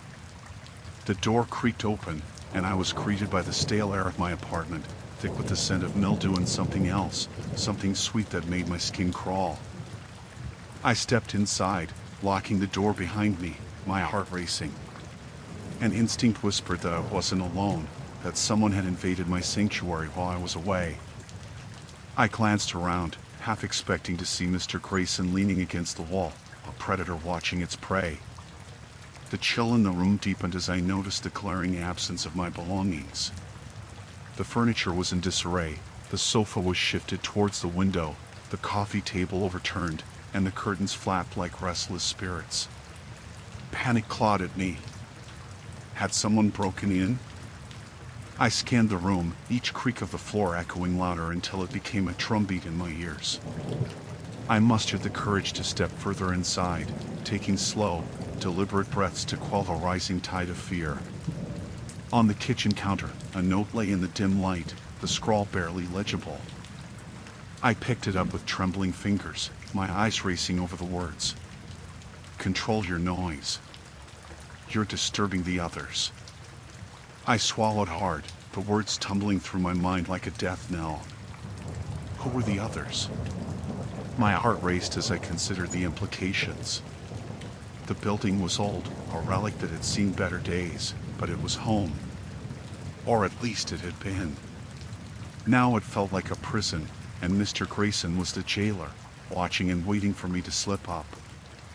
I heard a noise from the living room, a soft shuffling that echoed in the silence. My body froze, paralyzed by fear, then compelled by a morbid curiosity.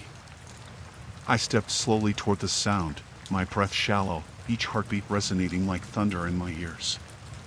The shadows clung to the walls, stretching and twisting as the last vestiges of daylight waned. As I peered around the corner, my heart dropped.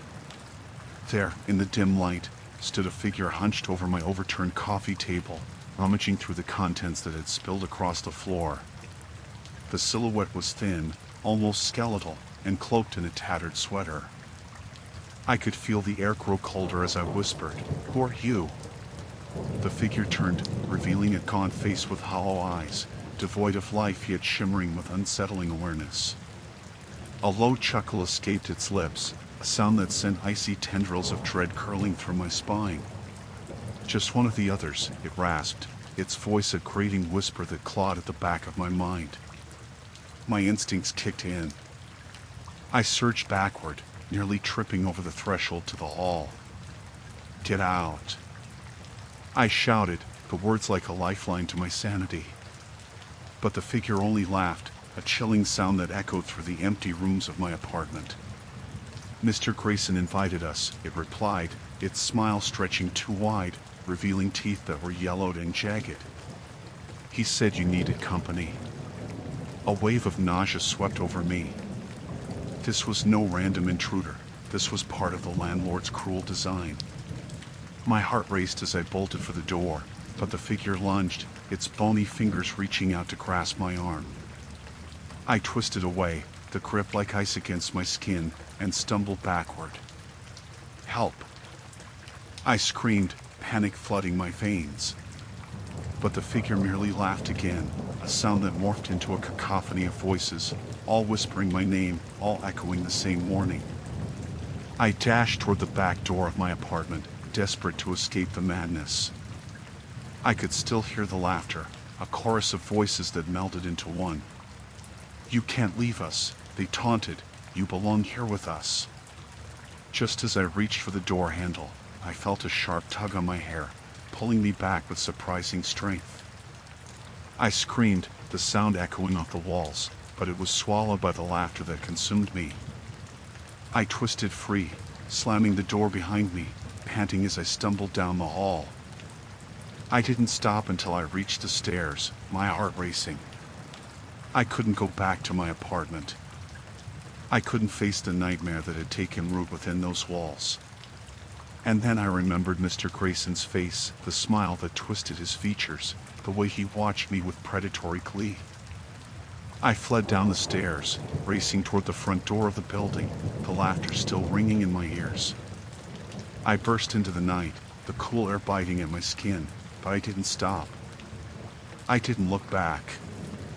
I just needed to escape, to put distance between myself and whatever darkness Mr. Grayson had unleashed. My home, my refuge, had become a labyrinth of horror, and I was lost within it. The sun dipped below the horizon, casting long shadows across the peeling walls of my apartment.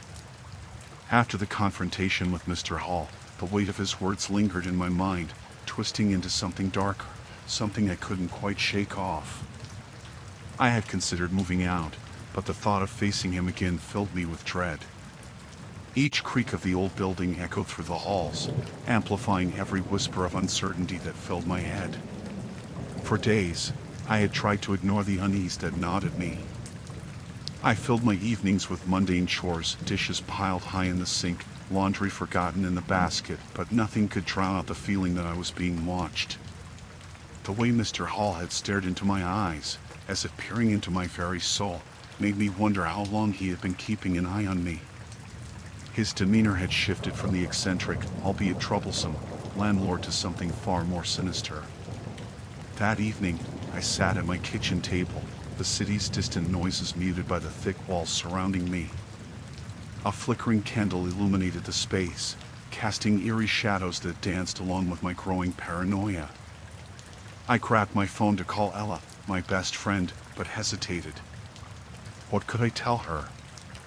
That I was afraid of my landlord? That I felt trapped in a web of his making? I couldn't articulate the sense of claustrophobia and impending doom that hung in the air like a thick fog. I tossed the phone aside and turned to the window. The streetlights had come on, their glow revealing the dilapidated building across the street. It had been abandoned for years, yet sometimes I swore I could see movement behind the cracked windows. I shook my head, forcing myself to breathe deeply. I was being ridiculous. There was nothing there, just an old shell of a building that had long since crumbled to dust. The following day, I decided to confront my fears and venture out. I had always been the type to face challenges head-on, but the thought of walking past Mr. Hall made my skin crawl. I tucked a few essentials into my bag, telling myself a short walk would do me good. Maybe I could grab a coffee at the little cafe down the street and drown the unease in caffeine. As I stepped outside, a chill brushed against the back of my neck. I glanced back at the building, half expecting to see Mr. Hall lurking in the shadows, but the entrance was empty. A sigh of relief escaped my lips, and I turned to head down the street. The air was crisp, and for a moment, I reveled in the freedom of being away from my claustrophobic apartment. But the cafe was closed, its doors boarded up and the windows painted over with a thick layer of grime. I cursed under my breath, feeling the anxiety creeping back. I walked in the opposite direction, hoping to find another place. I meandered through the neighborhood, the familiar sights now taking on an unfamiliar edge. Each alley seemed darker, each passerby a potential threat. I quickened my pace, wanting nothing more than the comfort of my own space. As I approached my building, however, unease returned tenfold. It was dusk, and the shadows seemed to lengthen, stretching across the pavement like fingers reaching for me. I saw Mr. Hall standing outside, a cigarette dangling from his lips, his back turned toward me. Should I say hello? Should I ignore him? My instinct screamed at me to turn back, but it was too late. I couldn't just run away. I had to act like I belonged here. "Good evening," I said, forcing the words out with more confidence than I felt. He turned slowly. The ember of his cigarette illuminated his face. "You're back. Didn't think you'd return so soon." His words dripped with a condescension that made my stomach turn. "Just went for a walk," I replied, attempting to sound casual. He studied me, and I could feel the weight of his gaze, sifting through my soul as if he could see all my fears laid bare. "You know, this place has a history." "A very dark history," he said, his voice a low whisper, barely masking the delight he took in my discomfort. I swallowed hard, trying to keep my expression neutral. "What do you mean?" He smiled, but there was no warmth to it. "Oh, you'll find out soon enough." I wanted to shout at him, to demand he stop torturing me with his cryptic threats, but instead, I turned and hurried inside. The door slammed shut behind me, and I leaned against it, heart racing, my mind spiraling into a dire conclusion that I had tried to avoid. I spent the night pacing, my thoughts racing. What was Mr. Hall hinting at? I pulled out my laptop, hoping to research the history he hinted at, but found no records of anything unusual. It was as if my building was a ghost, its past erased from existence. Each second stretched into eternity as I dug deeper into the void of uncertainty. The shadows deepened in my apartment, heavy and oppressive. Just when I thought sleep might come, a sharp knock at my door shattered the silence. I jumped back, my heart pounding as the sound echoed throughout the empty space. "Open up," a voice called out, deep and familiar. It was him. My blood ran cold. Fear anchored me to the spot. I didn't want to answer, didn't want to confront him again.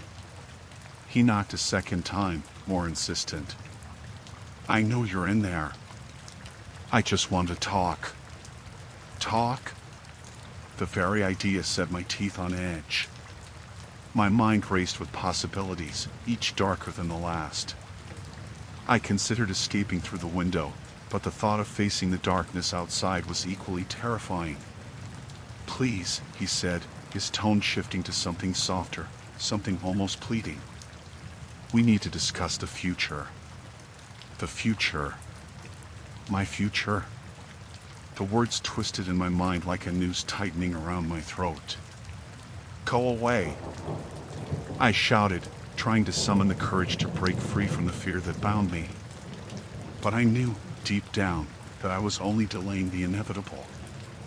The truth was, I was stuck, trapped in a cycle of dread and uncertainty, with no way out.